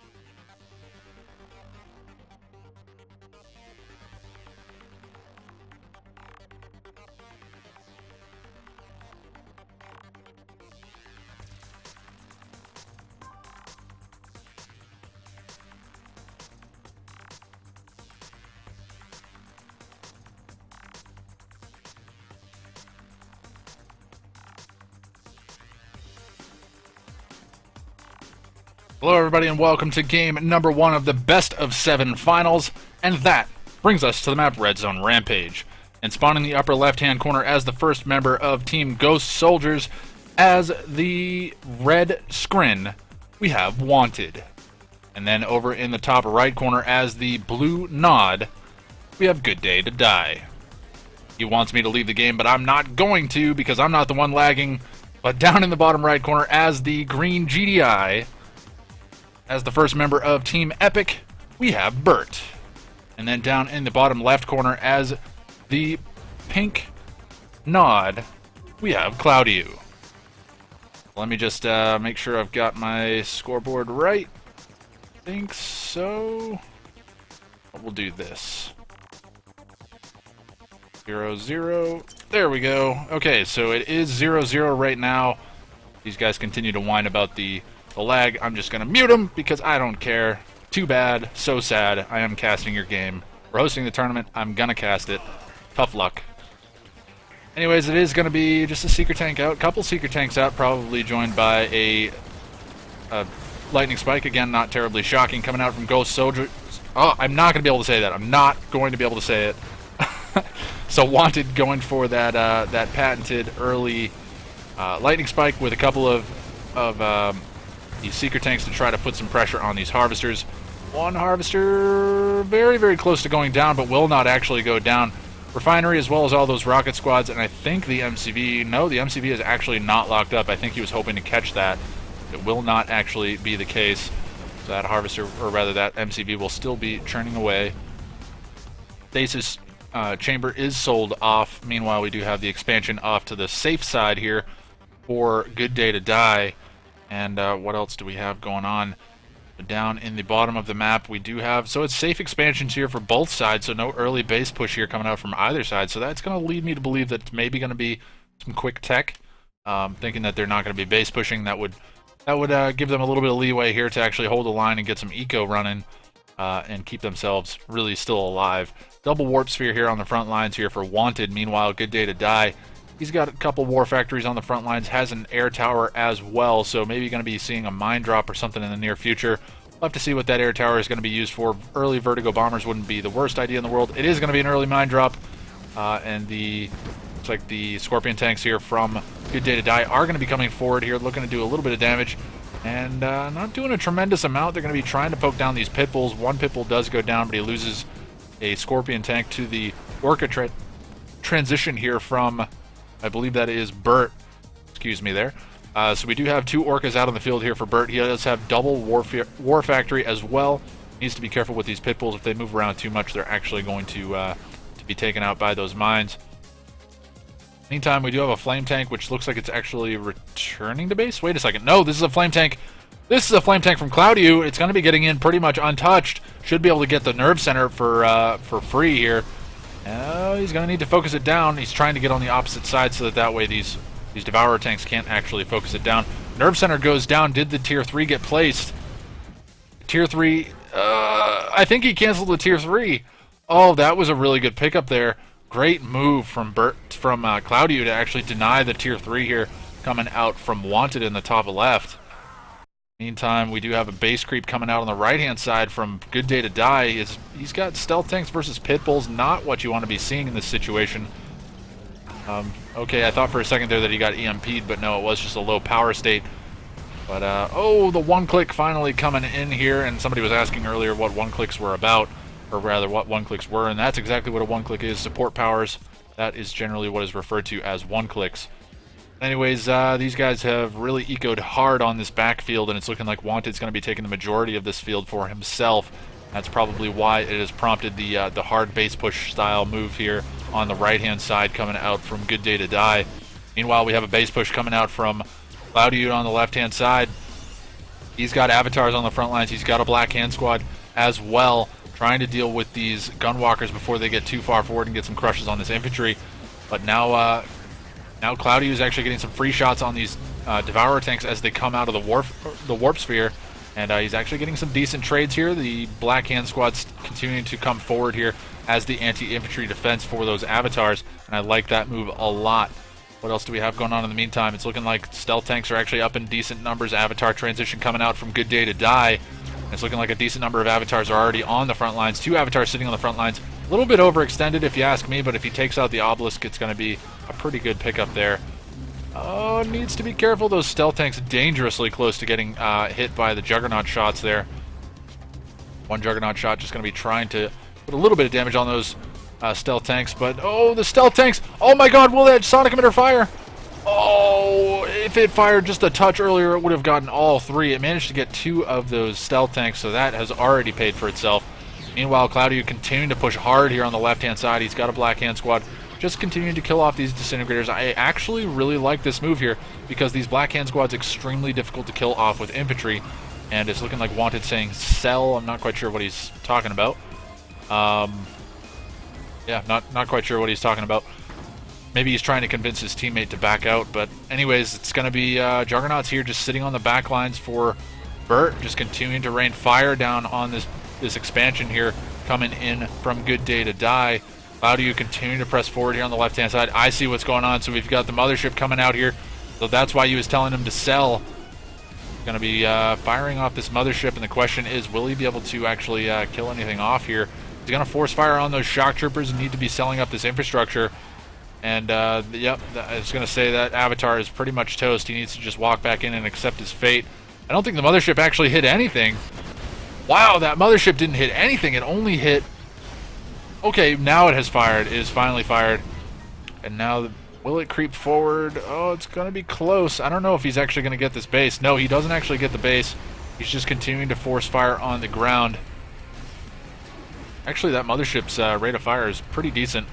And Wanted has actually thrown in the towel, and it's looking like everything's going to be going over to the control of Good Day to Die. What is going on the right-hand side? We have a couple of Black Hand Squads joined by some avatars here on the front lines for Good Day to Die. And again, a very, very viable strategy here. I like this move a lot. The Black Hand Squads do such a great job of dealing with infantry and just tanking that frontline damage. And now these avatars are just going to be rushing forward, trying to get the crushes on these husks. But now they should be able to 1v1 these Juggernauts, or 2v2 these Juggernauts rather, close range and take them out. But meanwhile, Cloudy on the left-hand side, he's getting pretty much free time to just steamroll through this side of the map, and as it gets a little bit later into the game, this is going to start really, really paying dividends for Team Epic down in the south. But I think, honestly, this game is pretty much over. It's looking like actually a decent number of attack bikes have made their way around the map here for Cloudy. They're going to be able to take out the tech lab as well. Or actually, these may be birds. No, but Good Day to Die, he is realizing that he can't hold the line. He's going to throw in the towel, and Team Epic takes a quick game number 1. So 7 minutes and 3 seconds. That was a pretty fast game, actually, and we saw an interesting set of strategies coming out from both sides. Not able to push through on the right-hand side of the map. Good Day to Die going for those early stealth tanks. Unfortunately, lost 2 of them to a single sonic emitter shot, and then I believe he lost his last one pretty quickly. But anyways, not going to analyze this game too much further. Pretty much everything has been said. So that's going to be it for game number 1. Team Epic is up 1-0 in this best of 7 series, but it's anybody's game here coming up in game number 2, and that's coming up momentarily, so be sure to stick around.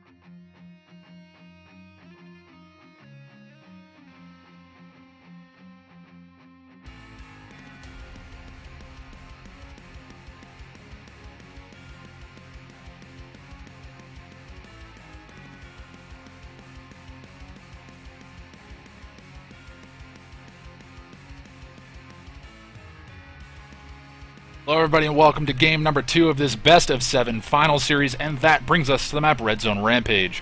And spawning in the upper left corner as the first member of Team Epic, as the yellow scrin, we have Bert.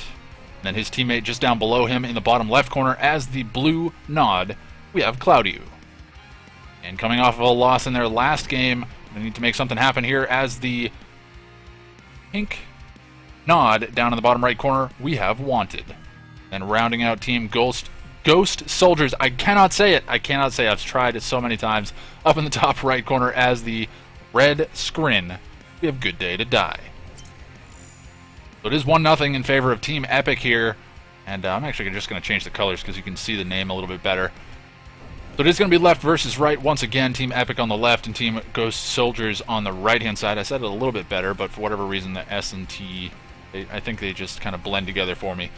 Anyways, again, not terribly early aggression here. We do have a bike or two out from Wanted down in the bottom right corner. I believe that's Wanted. Let me just double check to make sure that I have my information correct. Yes, I do. This is in fact Wanted. No. Nerve Center actually dropped in the base of Wanted, so that's an interesting placement. Maybe just trying to hide that from his enemy in the top of the map here. So Good Day to Die. He's gone for that quick tier 2. Again, very, very standard. It has been spotted. It's been beaconed as well, so I would imagine these guys can see that. Despite trying to anti-scout there. Again, tier 2, pretty obvious that it's going to be the case. Double War Factory bikes coming out from Claudio here down in the bottom left. But now his bikes are getting focused down by the bike army here coming in from Wanted, and he should be able to get some nice pickoffs here. Gets a bike as well as a Scorpion tank for nothing in return. Actually trades one bike out, so ends up being a Scorpion tank ahead in that situation. Harvester's taking a bit of poke here from some Seeker tanks that have made their way around the map here for Bert, so putting a little bit of pressure here on these Harvesters. Actually, that Harvester getting very, very low. Lightning Spike dropped there, going to be trying to poke some damage down, but unfortunately not able to clean this one up. He should be able to fire on this one now. No, he's actually going to get focused down. So Lightning Spike, again, Lightning Spike with a couple of Seeker tanks, pretty standard here that we've seen on this map. But now it's going to be a Scorpion Tank v Scorpion Tank fight. Wanted definitely has the advantage. Claudio realizes this. He's going to fall back. He does have Bike sitting on the back line, so he can actually kite in. But Wanted has the same thing as well. Great concave coming out from Wanted. Not a whole lot of force fire, or rather focus firing, coming out from either side. So the Scorpion Tanks just tanking a lot of shots, getting pretty heavily damaged. It's going to allow these attack bikes to really do some work if they manage to get into range. Very, very fast base creep forward here. This may be a very, very quick early mothership. Is that going to be the case? No, it is just... No. In fact, it's just tier 2. So just going to be that standard tier 2 push here. Oh, but the phase tripod coming out from Bert. Going to be able to do quite a bit of damage. Gets a couple of crushes there, and he's going to continue to rush forward. Maybe get some crushes on those back lines. Meanwhile, Claudio and Wanted just going to be continuing to kind of jockey for position with this Scorpion Tank army. It's looking like Wanted has actually split up his Scorpion Tanks here. Wanted going to be trying to respond to the bike harassment coming in from Claudio on the backside of things, putting some damage onto these Harvesters of Good Day to Die, but great control there from Wanted to actually respond to that and save his allies' Harvesters there. I think he did lose a couple of Harvesters, and now it's going to allow Claudio some opportunity to actually get back into this fight. He's got a decent number of Scorpion tanks. These guys need to start focus firing. We have not seen a whole lot of focus firing. Actually, Wanted, I think, is trading a little bit better in this situation. It's very, very messy, though. It's, again, not a whole lot of focus firing being done here. And now Claudio has been beaten back. Maybe doesn't want to continue to take damage on the front lines like that without the support of War Factories on the back lines like Wanted has. And what else do we have coming out in the meantime? It's looking like Bert is, again, just trying to hold this tier 2 push here coming out from Scrin on the right-hand side, from Good Day to Die, just continuing to send more and more of these Devourer tanks forward, and we've seen Team Epic, they've been able to hold this attack very, very well throughout the day, and it's looking like he's actually done a fantastic job of holding this one off, and it's looking like Good Day to Die. He may actually be in a very, very bad position here very soon. He doesn't really have anything much more to speak of. This Annihilator Tripod has come unfazed. I think it's managed to take out a couple of Harvesters, but it should be able to do whatever it wants. It can come forward and actually get a EMP on that drone platform, force out a response from Wanted, maybe force him to sell up, or rather send a few of those Scorpion tanks up. Yeah, beacon coming out from Claudio saying, hey, just EMP the drone platform. He needs to get in closer. He's a little bit too far away. He needs to get in, I think, about this range here. in order to actually EMP that drone ship. Very unfortunate that he's actually choosing not to do that. I think he's focusing on this fight, and I don't necessarily disagree with this. He is doing a great job of trading effectively on this front line, doing a great job of keeping those tripods healthy as well with the support of those corruptors on the back lines. Meanwhile, Wanted is just continuing to press forward, more and more forward, as he realizes that he's done quite a bit of damage here. Whoa, where's the MCV? What happened to the MCV? Did he sell his MCV? So I'm not quite sure what happened, but the MCV for Claudio is gone. I'm thinking he may have sold it to try to hold against the Scorpion Tank army, but I don't know about that. I mean, this is... Ooh, that's a lot of damage coming out on him. He does not have an MCV to speak of. Drone platform still not being focus fired now, and it is going to be focus fired now by these forces of Bert. He has an elite tripod as well, and it's looking like Good Day to Die has been completely crushed here in the top right. So unfortunately not able to make that tier 2 push work.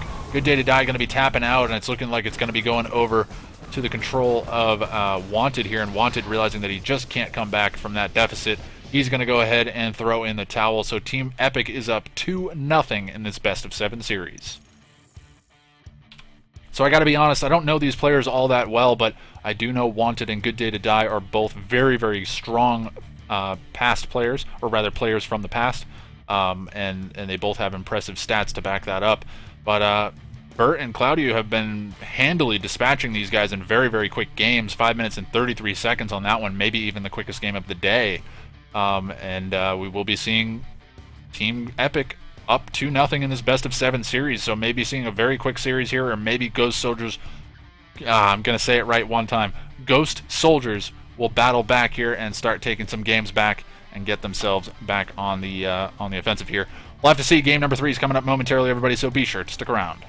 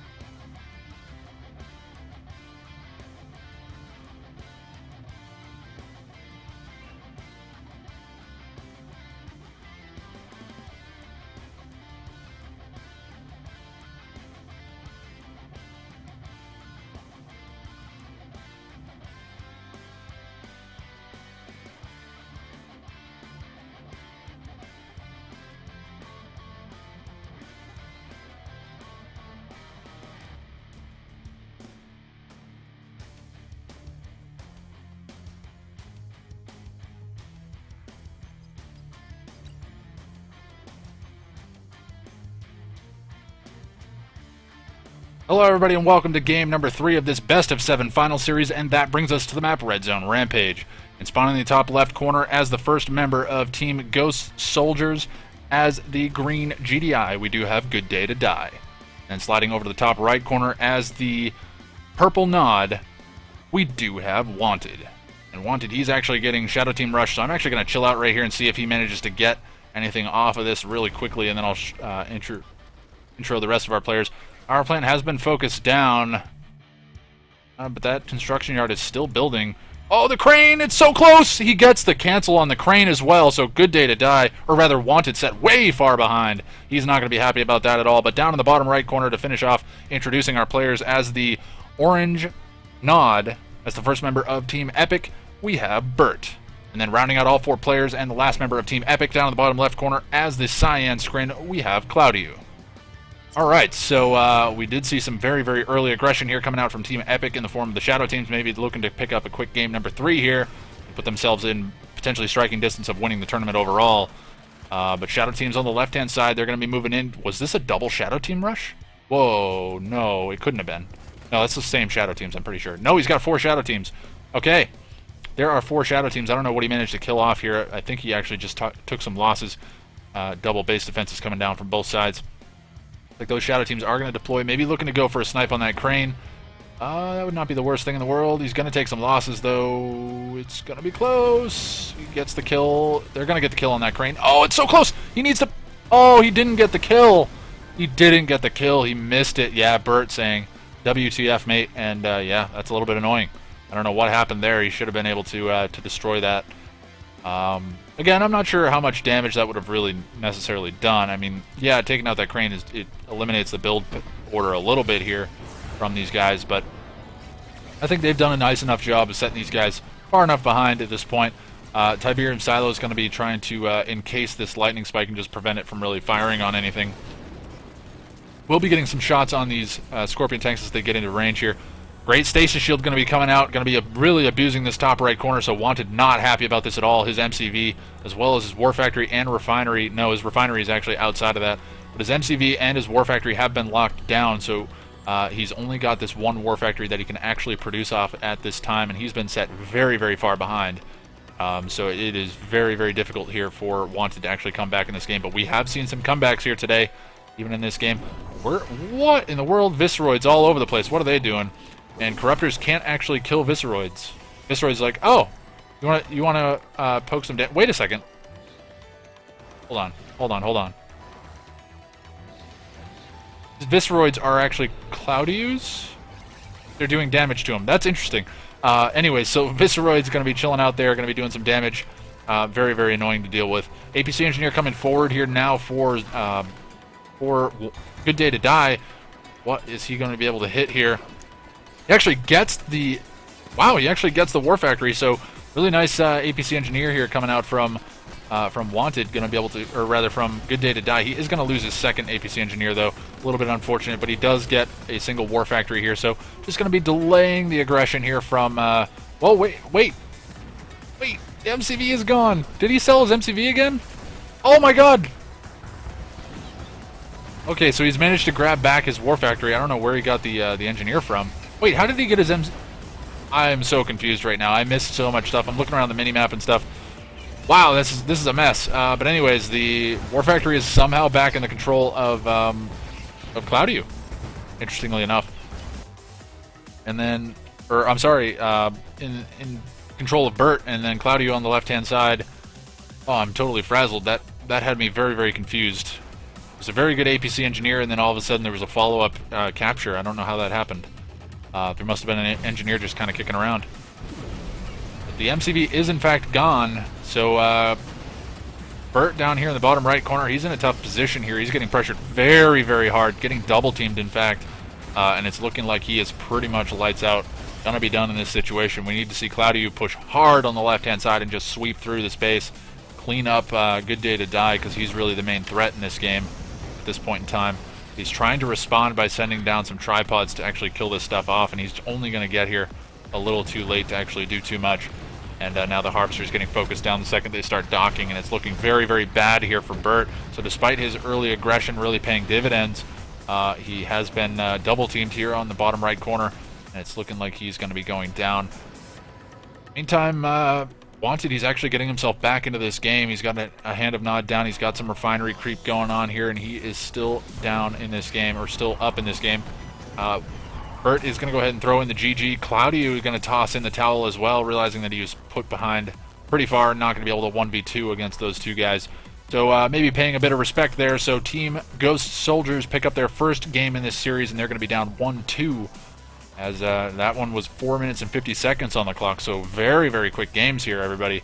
But very, very aggressive plays all the same. So that's going to be it for game number 3. Game number 4 coming up momentarily, everybody, so be sure to stick around.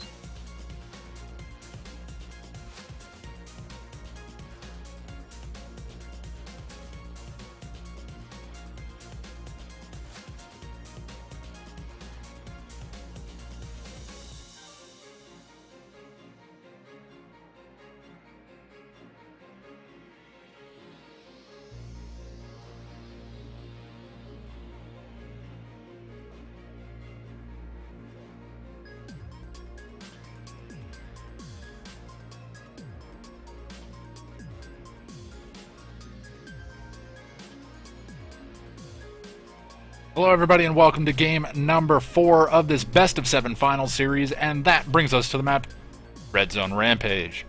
And spawning in the top left corner as the first member of Team Ghost Soldiers, as the purple GDI, we do have Good Day to Die. And then his teammate over in the top right corner as the green scrin, we have Wanted. And sliding down to the bottom right position as the orange scrin and the first member of Team Epic, we have Bert. And sliding over to the left-hand side as the final member of Team Epic as the yellow scrin, we have Cloudiu. Sure, I've been pronouncing Cloudiu's name wrong all day long, but hey, it is what it is. Can't really do too much about it. Anyways, we're going to be seeing double GDI. No, it's GDI and scrin versus double scrin here, so lots and lots of scrin play coming out. Not terribly shocking. Again, scrin very, very good on this particular map, so again, not at all shocked to see some scrin play. Anyways, we will be seeing an early APC engineer. It looks like that engineer had to do a little bit of dancing there to stay alive, but our southern team has definitely seen this. Yes, Bert has actually beaconed the APC, so these guys are going to have plenty of time to respond to this. A couple of secret tanks already out and about. We'll have to see. Maybe they're going to sit and wait for that APC to come into range. Honestly, they should just engage it further out so that way they can do enough damage, maybe prevent it from actually deploying the engineer. A buzzer hive gets dropped. A little bit preemptive on the buzzer hive. I don't know about that positioning. Oh, it's going to be close. Does the engineer actually deploy? So the engineer does deploy, but immediately gets killed off by that buzzer hive. So maybe that's what the plan was with the buzzer hive, knowing that those buzzers would actually follow the APC there. But anyways, secret tank coming out in the top right corner, going to be looking to put some pressure on these harvesters. I wouldn't be shocked to see a lightning spike come down. We've been seeing a lot of that today. Stasis chamber does come down, so going to be seeing that plopping down somewhere. Where is it going to hit? So it hits the tier 2. Was the tier 3 being built? The drone platform is not currently building anything, so I would imagine that was probably what it was doing. The foundry has been canceled as well, or hasn't actually built anything. But anyways, we do have a base creep on the left-hand side here by, who is this in the top left? That is going to be Good Day to Die. So Good Day to Die going to be relying on this early game aggression to really win this game for him. Maybe get into some fast Firehawks. Honestly, the Firehawks, I think, are going to be the saving grace.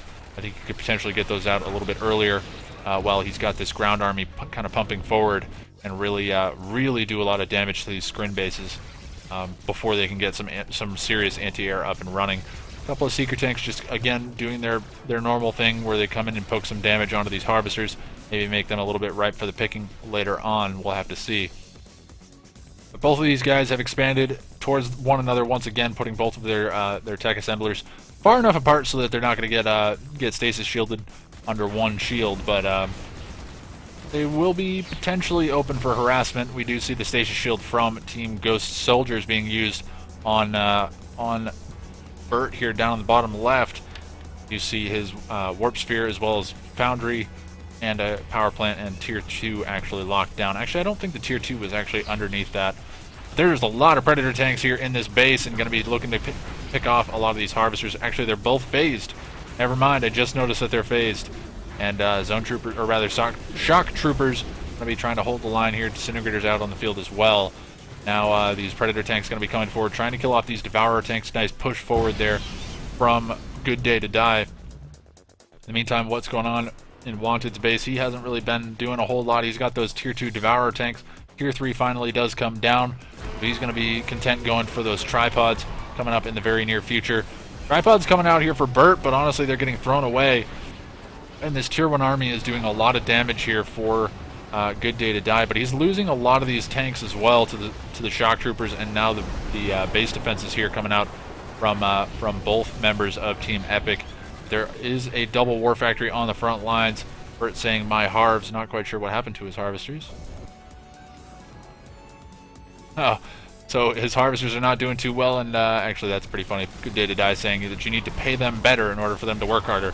That would actually be kind of neat. Say, hey, I'm going to pump a little bit more money into your pocket to get you to pay me more.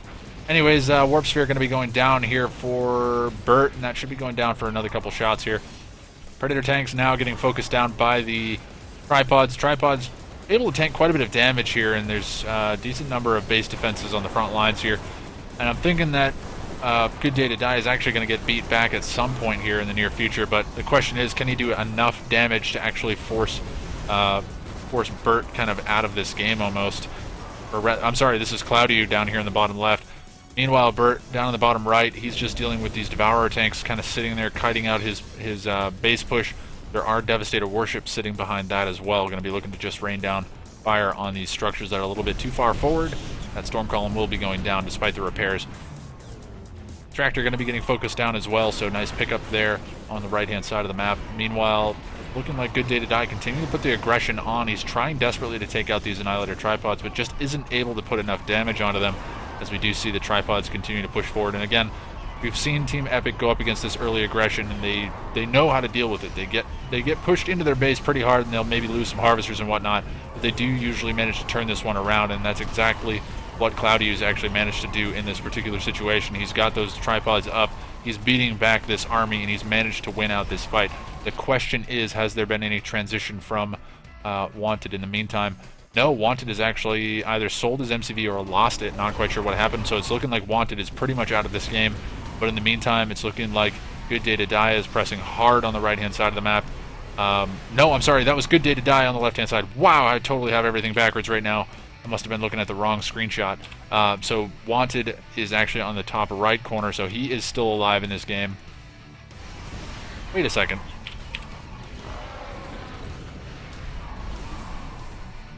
Okay, no, that's right. Huh. Okay, I don't know why I thought this was Wanted for some reason. Good Day to Die has been defeated. Bert has been defeated as well, so it's now a 1v1 between Cloudy and Wanted at this point in time, so we'll have to see who can come through victorious. Both sides have a decent-sized screen base and a little bit of infrastructure left over from their allies, but that's actually a lot of damage output coming out from these Annihilator tripods. Nothing to really deal with these aircraft, so they can poke some damage onto these units. But there are Corruptors sitting on the back lines. It looks like there are going to be Gunwalkers coming out. Corruptors have gone down. Now the tripod's actually going to get focused down here by these Devastator warships, but they're going to manage to clean up this entire base. Should be able to sweep into this side of the map as well.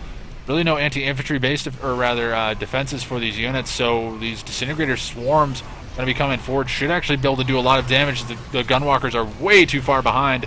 Buzzer Swarm support power, has that been called in? I think it has, as we can see a lot of these Disintegrators have been cleaned up. No, it's the Devastator warships that are doing a great job. Devastator warships actually particularly good at anti-infantry, and it's looking like the battle that's going to decide this game is raging here down the bottom side of the map, as we do see Claudio. He's invested pretty much everything he's got. He's so clumped up, though, and he's taking so much damage from those Devastator warships, and I'm thinking this is probably all she wrote here for Claudio. I can't imagine that he's going to be able to survive for too much longer once those tripods go down. Wow, all of those tripods in the red going to be able to get away. Looking like he's going to try to get back to his warp sphere to actually get some repairs. Looks like the repair drones have been called in here by Wanted. Meanwhile, what's going on?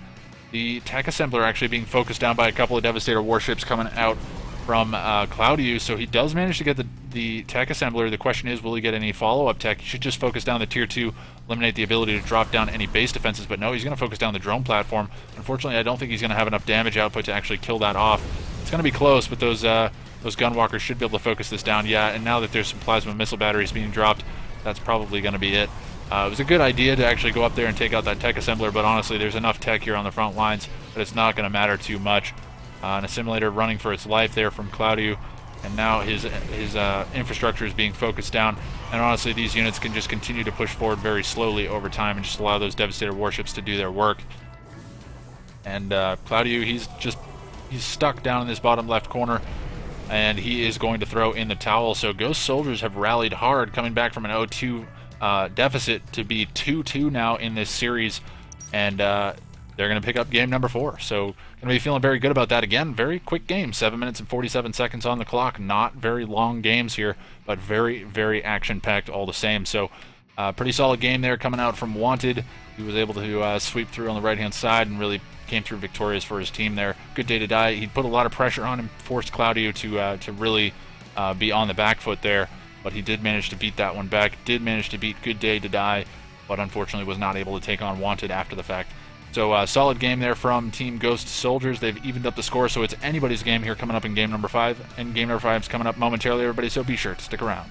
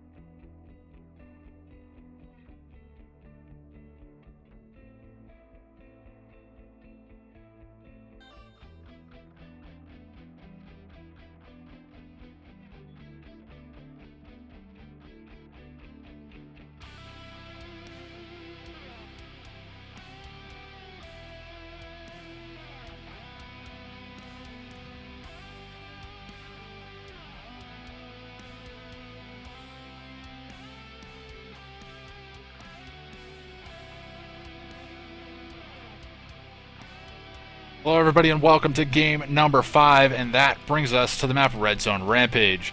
And spawning down in the bottom left corner as the first member of Team Ghost Soldiers, who've managed to even up the score here 2-2 in this series. As the yellow scrin, we have Good Day to Die. And then his teammate in the top left corner as the orange GDI, we have Wanted. And as the first member of Team Epic on the far right side, top right corner, as the blue GDI, we have Cloudy. And then down in the bottom right corner, his teammate, and rounding out all 4 players as the cyan nod, we have Bert. Let's go ahead and pop up that scoreboard. It is 2-2, so it's anybody's game here. No idea how this one was going to go. Honestly, when this series started off, I thought it was going to be a very quick series with Team Epic taking very quick 4 games, but Ghost Soldiers have rallied back. Team Epic, it looks like we did have, who was this? Bert. So Bert coming in with some shadow teams, going to be able to take out the Foundry here from Good Day to Die, and it's looking like he's going to get a follow-up power plant as well. Maybe, yes, he's going to get the power plant. He does need to cut and run. He does actually go into flight mode there. He will get away. A couple of rifleman squads facing off here in the top of the map, so we have, it looks like it is going to be GDI v GDI in the top of the map. APC engineers coming out, not terribly shocking. They're going to actually rally down to the south by the looks of it. Maybe going to be looking to put some harassment here down on the more or less undefended base here of Bert, as he did have to go for that, or rather he did opt to go for that early aggression. Where are those APC engineers headed? So they're actually going to fall backwards. I'm not quite sure. Oh, so there's an APC engineer here as well. So, oh, APC engineer. Okay, here it is. Where's the pack-up? No, he actually doesn't deploy. Doesn't deploy the engineer. And that one will go down. So the MCV did get packed up, so Wanted, or Cloudy, not going to be losing his MCV. Meanwhile, I don't think we saw an MCV cap. No, so maybe just a War Factory was killed or sold off here. I think it was actually sold off for Wanted. I don't think he actually lost that. There is another APC engineer here. It looks like the engineer was instantly focused down. The APC is now going to be lost as well. So APC engineers jockeying for some positions, but not able to really do too much. Seeker tanks finding the shadow teams, and they're going to try to take them out. They do manage to actually skirt out of their range, and the Seeker tanks actually not particularly good at killing off the shadow teams. The shadow teams are going to deploy looking for a target here. They could actually come in and kill off the tier 2.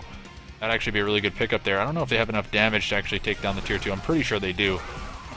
We do have just infantry trying to hold the line against these Seeker tanks here coming out from our left side here, and that's going to actually be a Good Day to Die putting the aggression here onto Bert.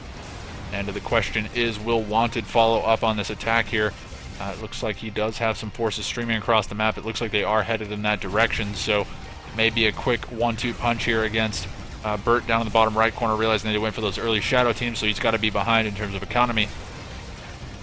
Seeker tanks managing to take out the harvesters here. Beacon coming down, not quite sure what that is. It looks like they have spotted an APC engineer coming out from the top right, which is going to be Cloudy. Looks like he should be able to come in and maybe get a refinery for his troubles. Maybe trying to sneak into this base, not quite sure. But a buzzer hive has come down.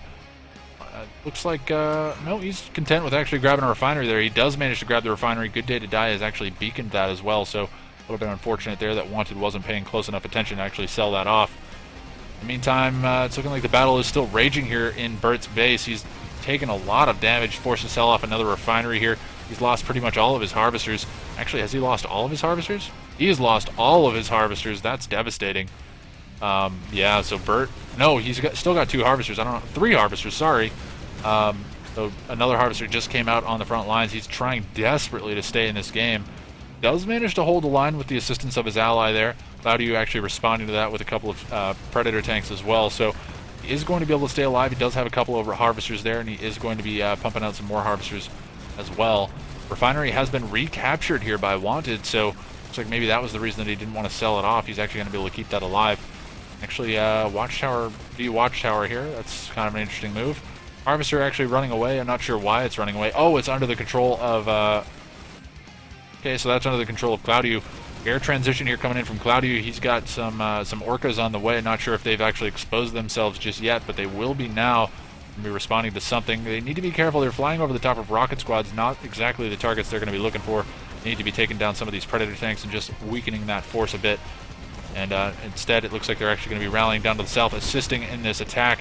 Down in the bottom of the map, we do have Burt pushing hard in response with the assistance of a couple of Predator tanks here coming in from Cloudyu. So they're looking to repay the favor here a little bit with the double team down on Good Day to Die.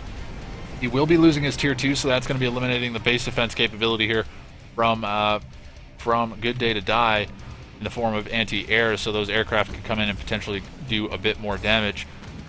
These guys are going to cut and run. They don't want to continue to engage into this, as we do have Wanted pushing hard into the base of Cloudyu. He does manage to take down a Juggernaut. Sonic Emitter does come down on questionable positioning on that one. It looks like he wants to sit this one on the front lines. Actually, it's not the worst position in the world. Oh, wow. Okay, so he managed to actually steal the tech center. So Wanted, APC Engineer, tech center capture there. Nice pickup, and that's going to really be hurting Cloudyu quite a bit, and that may actually solidify a victory here. I don't know if... yeah, I really don't think that Cloudyu can continue to hold the line here.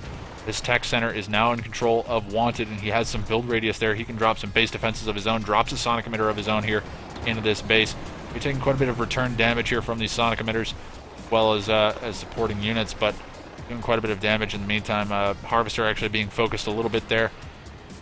But what else is going on? Beacon came in from Good Day to Die, just kind of signaling that actually happened. Was there another engineer? Oh, he's going to focus down the tech center with the sonic emitter. Okay, I see what the plan was. Sonic emitter actually being focused down now by the Juggernauts. Wanted, he's actually going to cut and run with those Juggernauts. Doesn't want to continue to fight that. Seeker Tank's getting some free shots on these Orcas, but the Orcas are actually surprisingly tanky. Those Seeker Tanks really don't do much damage. Looks of it. Airfield going to be getting focused down here, but at the cost of a couple of Seeker Tanks. Decent trade. Not the best thing in the world, though. I mean, obviously those Seeker Tanks a bit more expensive than just a single airfield without any Orcas on it. Had he killed it with the Orcas on it, maybe a different discussion, but Tier 2 going to be getting focused down now here by Burt, as I did lose track of who it was, and that Tier 2 was pretty heavily damaged, but he did manage to save it, that being Wanted. And we do have Orcas. It looks like they're maybe burning up. I don't know if they've used up their bombs or not, but they should be able to stay alive for a little bit longer, maybe get another airfield down and keep those guys alive. Stasis Shield came down on the far right side, locks down the Operations Center as well as a refinery. Tech Lab is already down, though, so it's not going to be delaying that build too much, maybe just eliminating any ability to drop any anti-air base defenses. But there's really no aircraft coming out from Team Ghost Soldiers just yet. They are responding to the Orca harassment coming in from our right side team as we speak. But Rocket Squad's Pitbull sitting on the front line is going to be poking down these watchtowers, and the Juggernauts raining from the back line should be able to clean this up very, very quickly. A couple of Predator tanks, not quite sure what they're doing, maybe just acting as scouting units, just kind of sitting up here for Cloudyu in the middle of the map. Could be doing something right now, I'm not quite sure what, but they could be put to good use in some way. Avatar out for Burt at this point in time, but he does have a Tib Chem plant as well, so maybe going to be seeing some one-clicks. Where will they be? Flame Tank on the front lines, focusing down Harvesters. Not the target you want to be looking for, man. You need to be focusing down infrastructure, and meanwhile we do have the Orcas moving in for Cloudyu once again. Not sure what he was able to hit, but it's looking like he's actually going to focus down the Juggernauts. The Juggernauts are actually the targets of choice here. Going to be able to take out two of those Juggernauts straight away. Tiberium Catalyst Missile, that's the word I was looking for. Comes down, eliminates two of those refineries, and now the APC Engineer is going to roll in here. Wait a second, that's an APC Engineer from... never mind. I thought for a second there that was an APC Engineer that was waiting to move in there for Cloudyu, but it is in fact Wanted's APC Engineer, so he just needs to keep an eye on that, wants to make sure that it doesn't sneak its way around the map. Engineers streaming out here, just going to be trying to grab these husks back, and that's exactly what you need to be doing. Where did that APC Engineer go? Completely lost track of it. One lone Scorpion tank manages to take down a Harvester sitting on the back lines. There's been no answer to deal with this.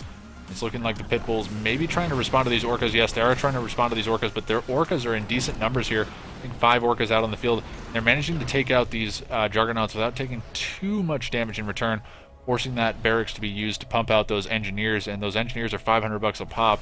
At least I believe that to be the case. I know that to be the case in Kane's Wrath, but I'm not sure if the value is different in Tiberium Wars.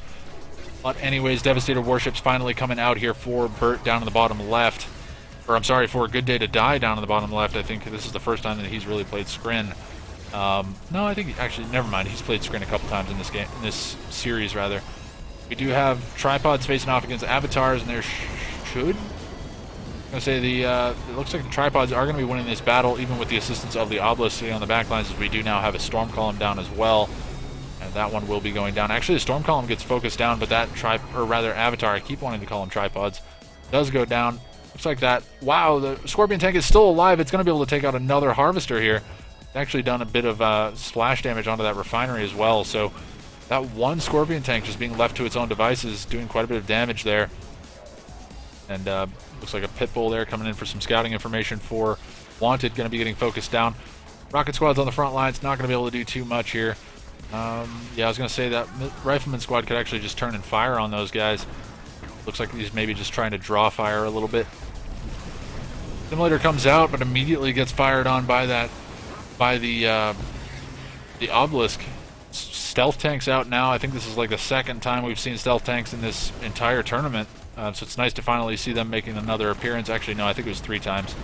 APC gets focused down, Pitbull getting focused down, and now the Husks are going to get cleaned up as well. And Team Epic's Orca harassment here coming in from Cloudy is doing absolute work here as he's just coming in and continually taking out those Juggernauts, not allowing them to get up to large numbers. And now the base creep's coming in. It's going to be preventing these Husks from being grabbed back. And now the Juggernauts are actually taking them out as well. So it's looking like Wanted is all but wrapped up here in the top left. He's actually going to throw in the towel and give everything over to Good Day to Die. So we may see Good Day to Die actually tap out of this game. I'm not quite sure. He's still in a pretty decent position, so maybe thinking that he can potentially 1v2 in this situation. But that's a lot of Juggernauts, and yeah, Good Day to Die may be evaluating the situation and realizing that there's just no way to clean this one up. Team Epic is going to be up 3-2. Pretty solid game from these guys. A little bit longer this time around. It's going to be 10 minutes and 2 seconds on the clock. Again, nice pressure from both sides. Not a whole lot of early aggression, but we did see a couple of APC engineers being traded back and forth early on, but it really came down to those late game choices. Cloudy going for those aircraft, and there was just no real answer to it. The Pitbulls trying to respond to them quickly enough, but they were getting focused down because they were bunched up, and unfortunately just not able to clean those guys up. So Wanted, he was forced out of the game pretty quickly, and then Good Day to Die, just realizing that he can't 1v2, he went ahead and followed suit. So that's going to be it for game number 5, everybody. So it is going to be 3-2 in favor of Team Epic. They can potentially close out this series in the next game, and that's going to be coming up momentarily, everybody, so be sure to stick around.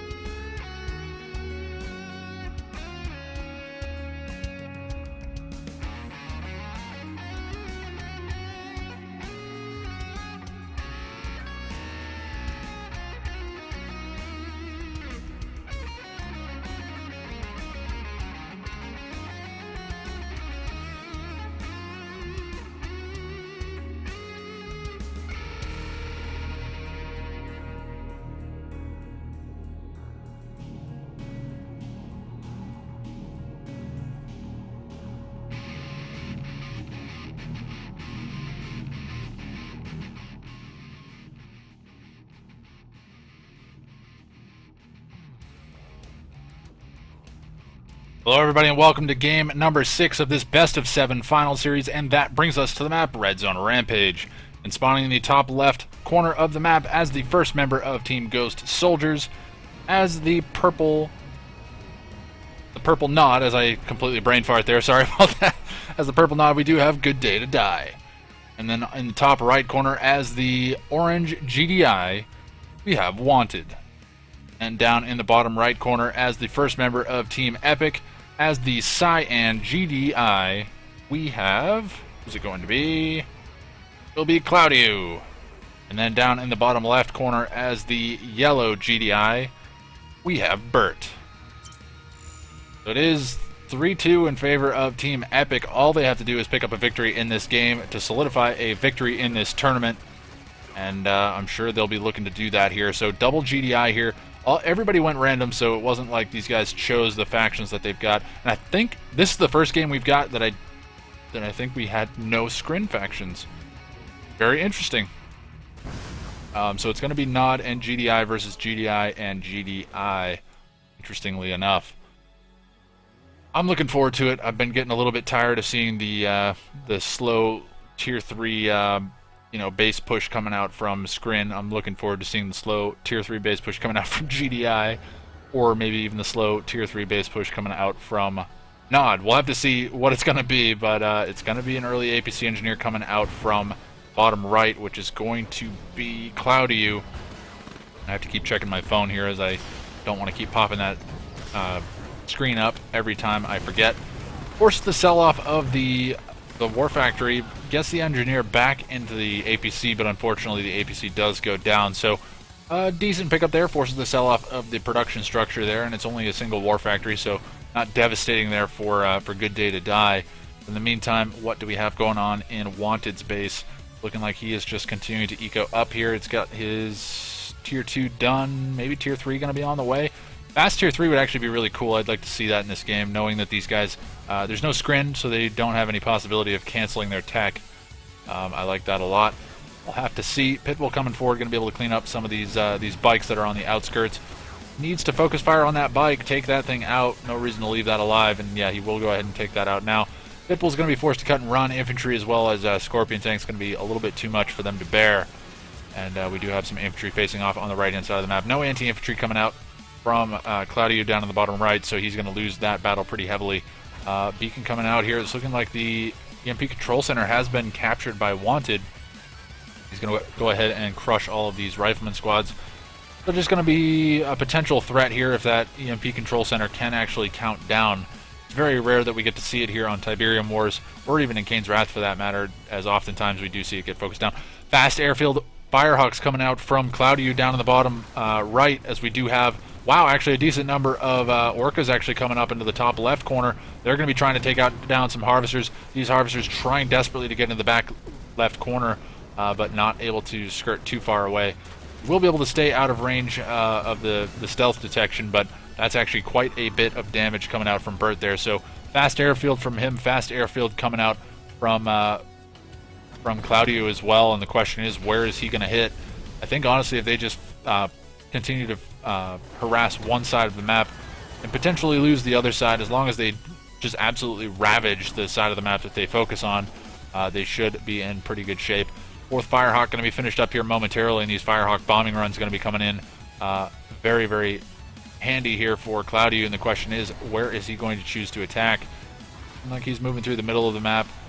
It's looking like he's going to be trying to put the sights on Good Day to Die, and I like this choice a lot, honestly. Just firing on the same... Nope, actually, I'm going to stop myself, because he's actually going to choose to go for Wanted in this situation. Tier 3 is pretty much gone. I don't think he's going to laser fence it in time. No, that will go down. So Tier 3 has been killed off here. Beacon has come out, and what is he beaconing? Not quite sure. I think maybe just an Harvester that wasn't doing any work. But the Orcas once again going to be returning for Bert. Going to be looking to get those. Be looking to get some more ammo.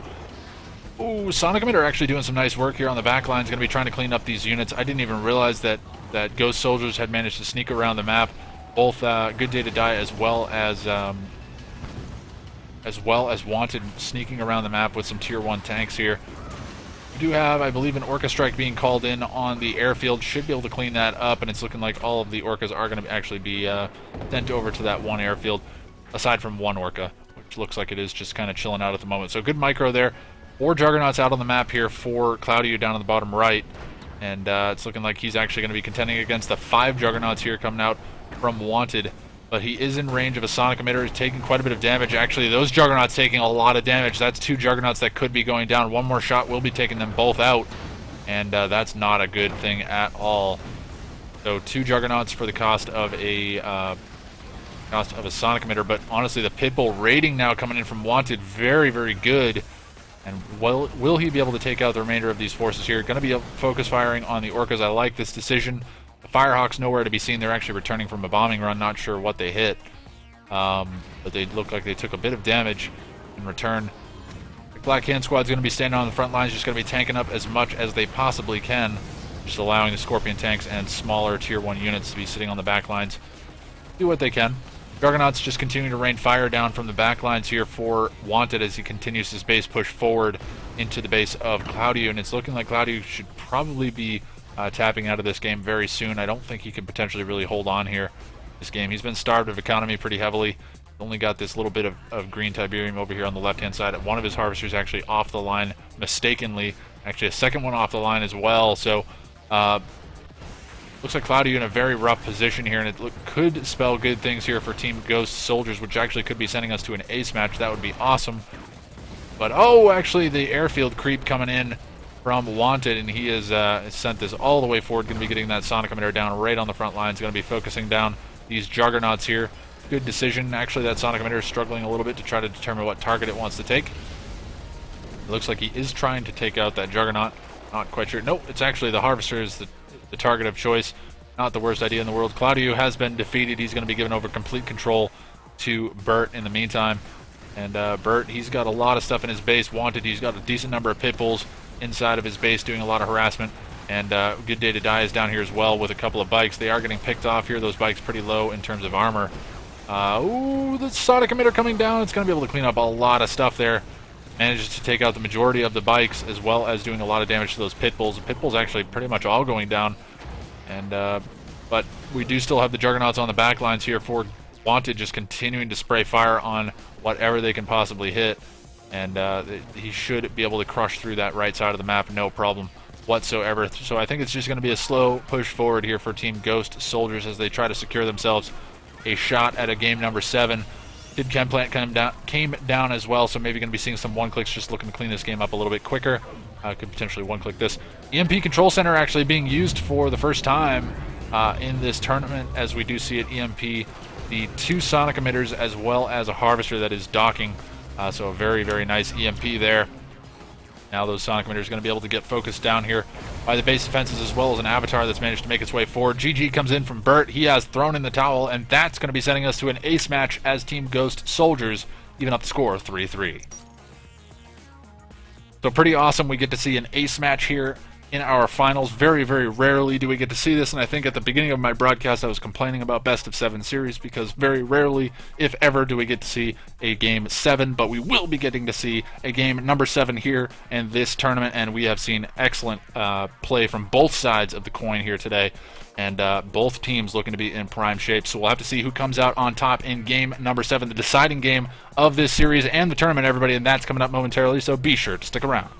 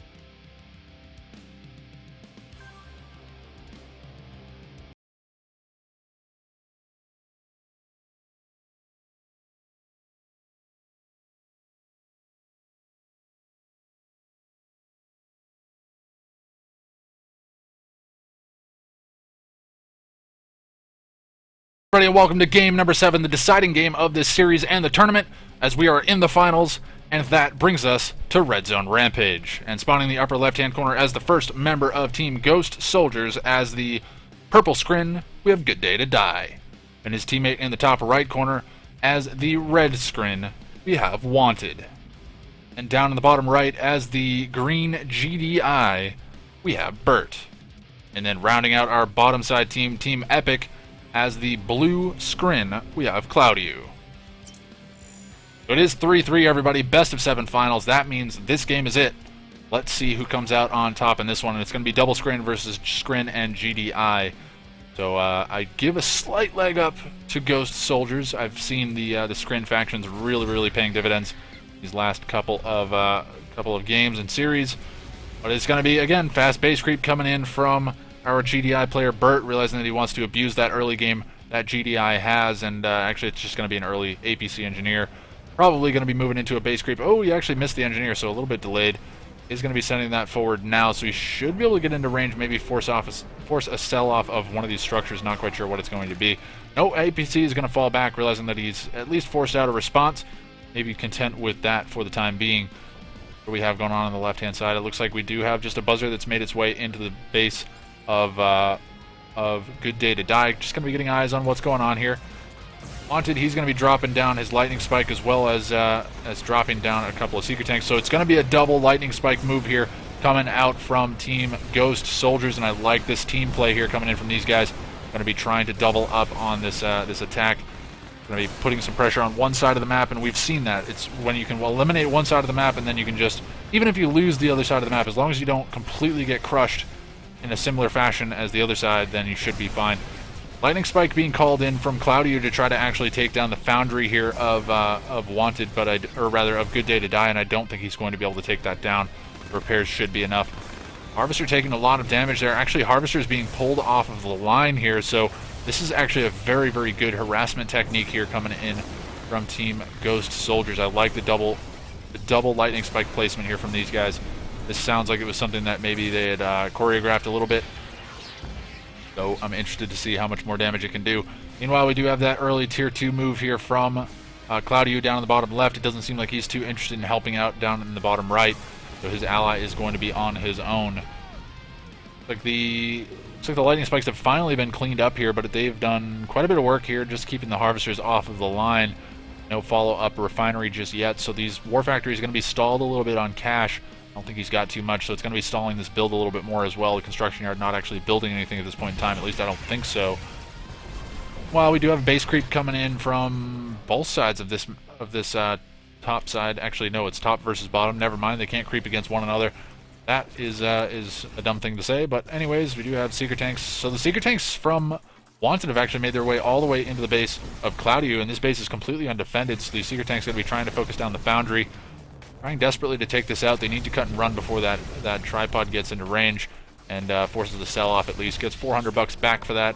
Now these secret tanks really need to just run out of there. Otherwise they're going to be just meat for the grinder here for that tripod.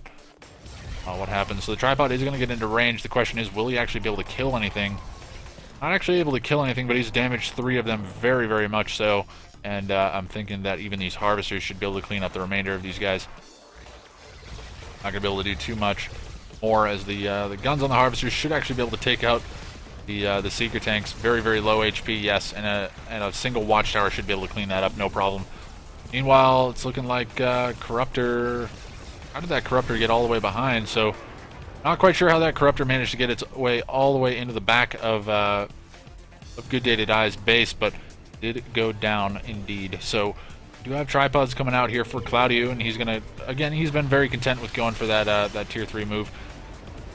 Mastermind comes forward, gets capture on the Devourer tank, but immediately gets dispatched by the Buzzer Swarm support power. That's going to all get cleaned up, but it's not going to make too much of a difference. It's definitely paid for itself. Taking out that Mastermind, eliminating that as a threat, that is worthwhile to use that support power on. Actually, one of the better support powers to use to kill off those pesky Masterminds. There's going to be Devourer tanks versus Predator tanks, and definitely going to be favoring the Devourer tanks, and we need to see the rocket squads and infantry on the front lines really tanking the damage. Devourer tanks actually flanking from the other side as well. Not quite sure how this one made its way all the way around that side. but it will be getting a decent flank. Going to be able to take out an APC Engineer. Oh, actually, yes, he will be able to take out an APC Engineer. One more shot should be able to take this one out. Claudio has been defeated. GG's coming in from Good Day to Die, and it's looking like this may be it. Bert, is he going to throw in the towel?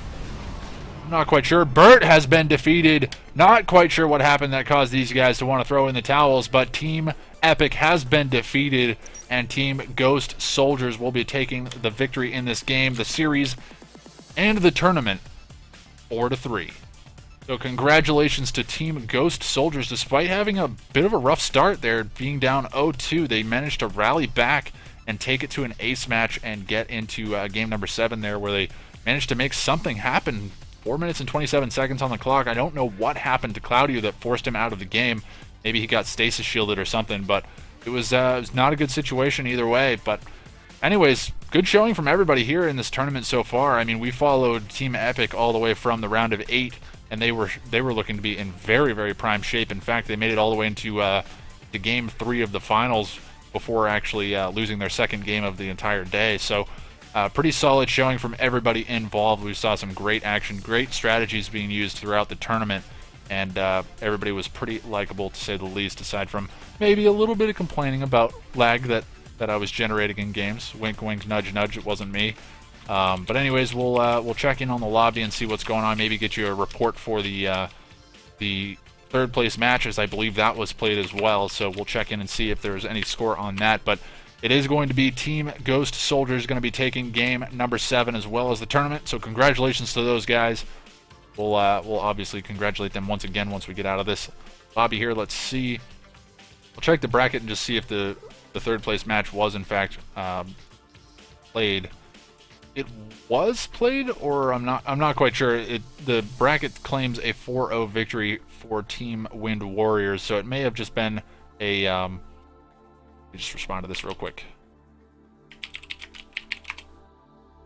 So Wind Warrior is going to be claiming that third place position, and then we obviously do have Team Epic going to be coming in second in this tournament, and then the big first place placement here from Team Ghost Soldiers. So congratulations to both Wanted and Good Day to Die to take a victory in this tournament despite having to work for it, and they put on a good show for us all here today. I hope you guys have all enjoyed this event. A pretty quick one. I think we're just under 4 hours here, 3 minutes and 47 seconds on my encoder at least. So pretty solid tournament to say the least. I like this length. It's not too long, and I can still feel a little bit hyped up towards the end, whereas other times I'll be kind of dragging. But anyways, solid tournament, everybody. Hope you guys have all had fun. Thank you again to the guys at Game Replays, both Toxic Shock and Angel of Death, doing a great job of managing this event in game, as well as managing the brackets and all that stuff. They formulated a pretty solid bracket, as we did see some great games. It was a pretty quick round of 8, as we did see everybody getting 2-0'd in that series. But as we moved on to the semifinals and finals, we saw some great series there. So solid event, everybody. Thank you all for participating. If you did, in fact, play, and if I did miss your games, I do apologize, but I hope they were good games all the same. And again, thank you all very much for watching. Let's take a look and see what our stats were, because I do this at the end of every stream. It looks like we got up to about 53 people watching here on YouTube. We did not have a Twitch restream, so it was in fact just here on YouTube.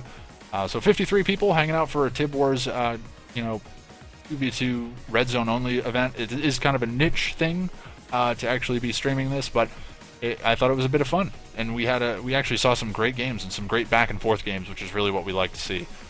So pretty solid event. Thank you all for joining us. Obviously, we know that there are other streams out and about, so it is nice of you guys to join us here for today. So if you guys did enjoy the cast here for today, be sure to give the video a thumbs up. I would definitely appreciate it. It gives me very tactile feedback as to whether we're doing a nice job, or if there's a better way to do things. If you didn't like it, obviously there is a downvote button, but I'd prefer that you didn't use it. I prefer, if you don't have anything nice to say, don't say anything at all. No, I'm just kidding. If you didn't like the video, obviously click the downvote button. That's fine. But I hope you guys enjoyed it. I know I certainly did. Thank you all for watching us. And if you do enjoy this type of event or game, and you want to see more of this in the future, and you're not already subscribed, be sure to click that subscribe button. Give the channel a bit of love here, and we'll be sure to get you some more information on upcoming tournaments. We got plenty of stuff coming down the pipeline, guys. It's going to be a very busy couple of months coming up, as we have a lot of tournaments that are already in the works. So be sure to keep an eye on GameReplays.org, both on Kane's Wrath and in Tib Wars, and obviously keep an eye on the channel for upcoming stuff here, as we have plenty of stuff coming up here as well. So thank you all once again for joining us. I hope you guys have all had fun. That's going to be it for me today, everybody. Thank you all once again for watching. I'll catch you all next time.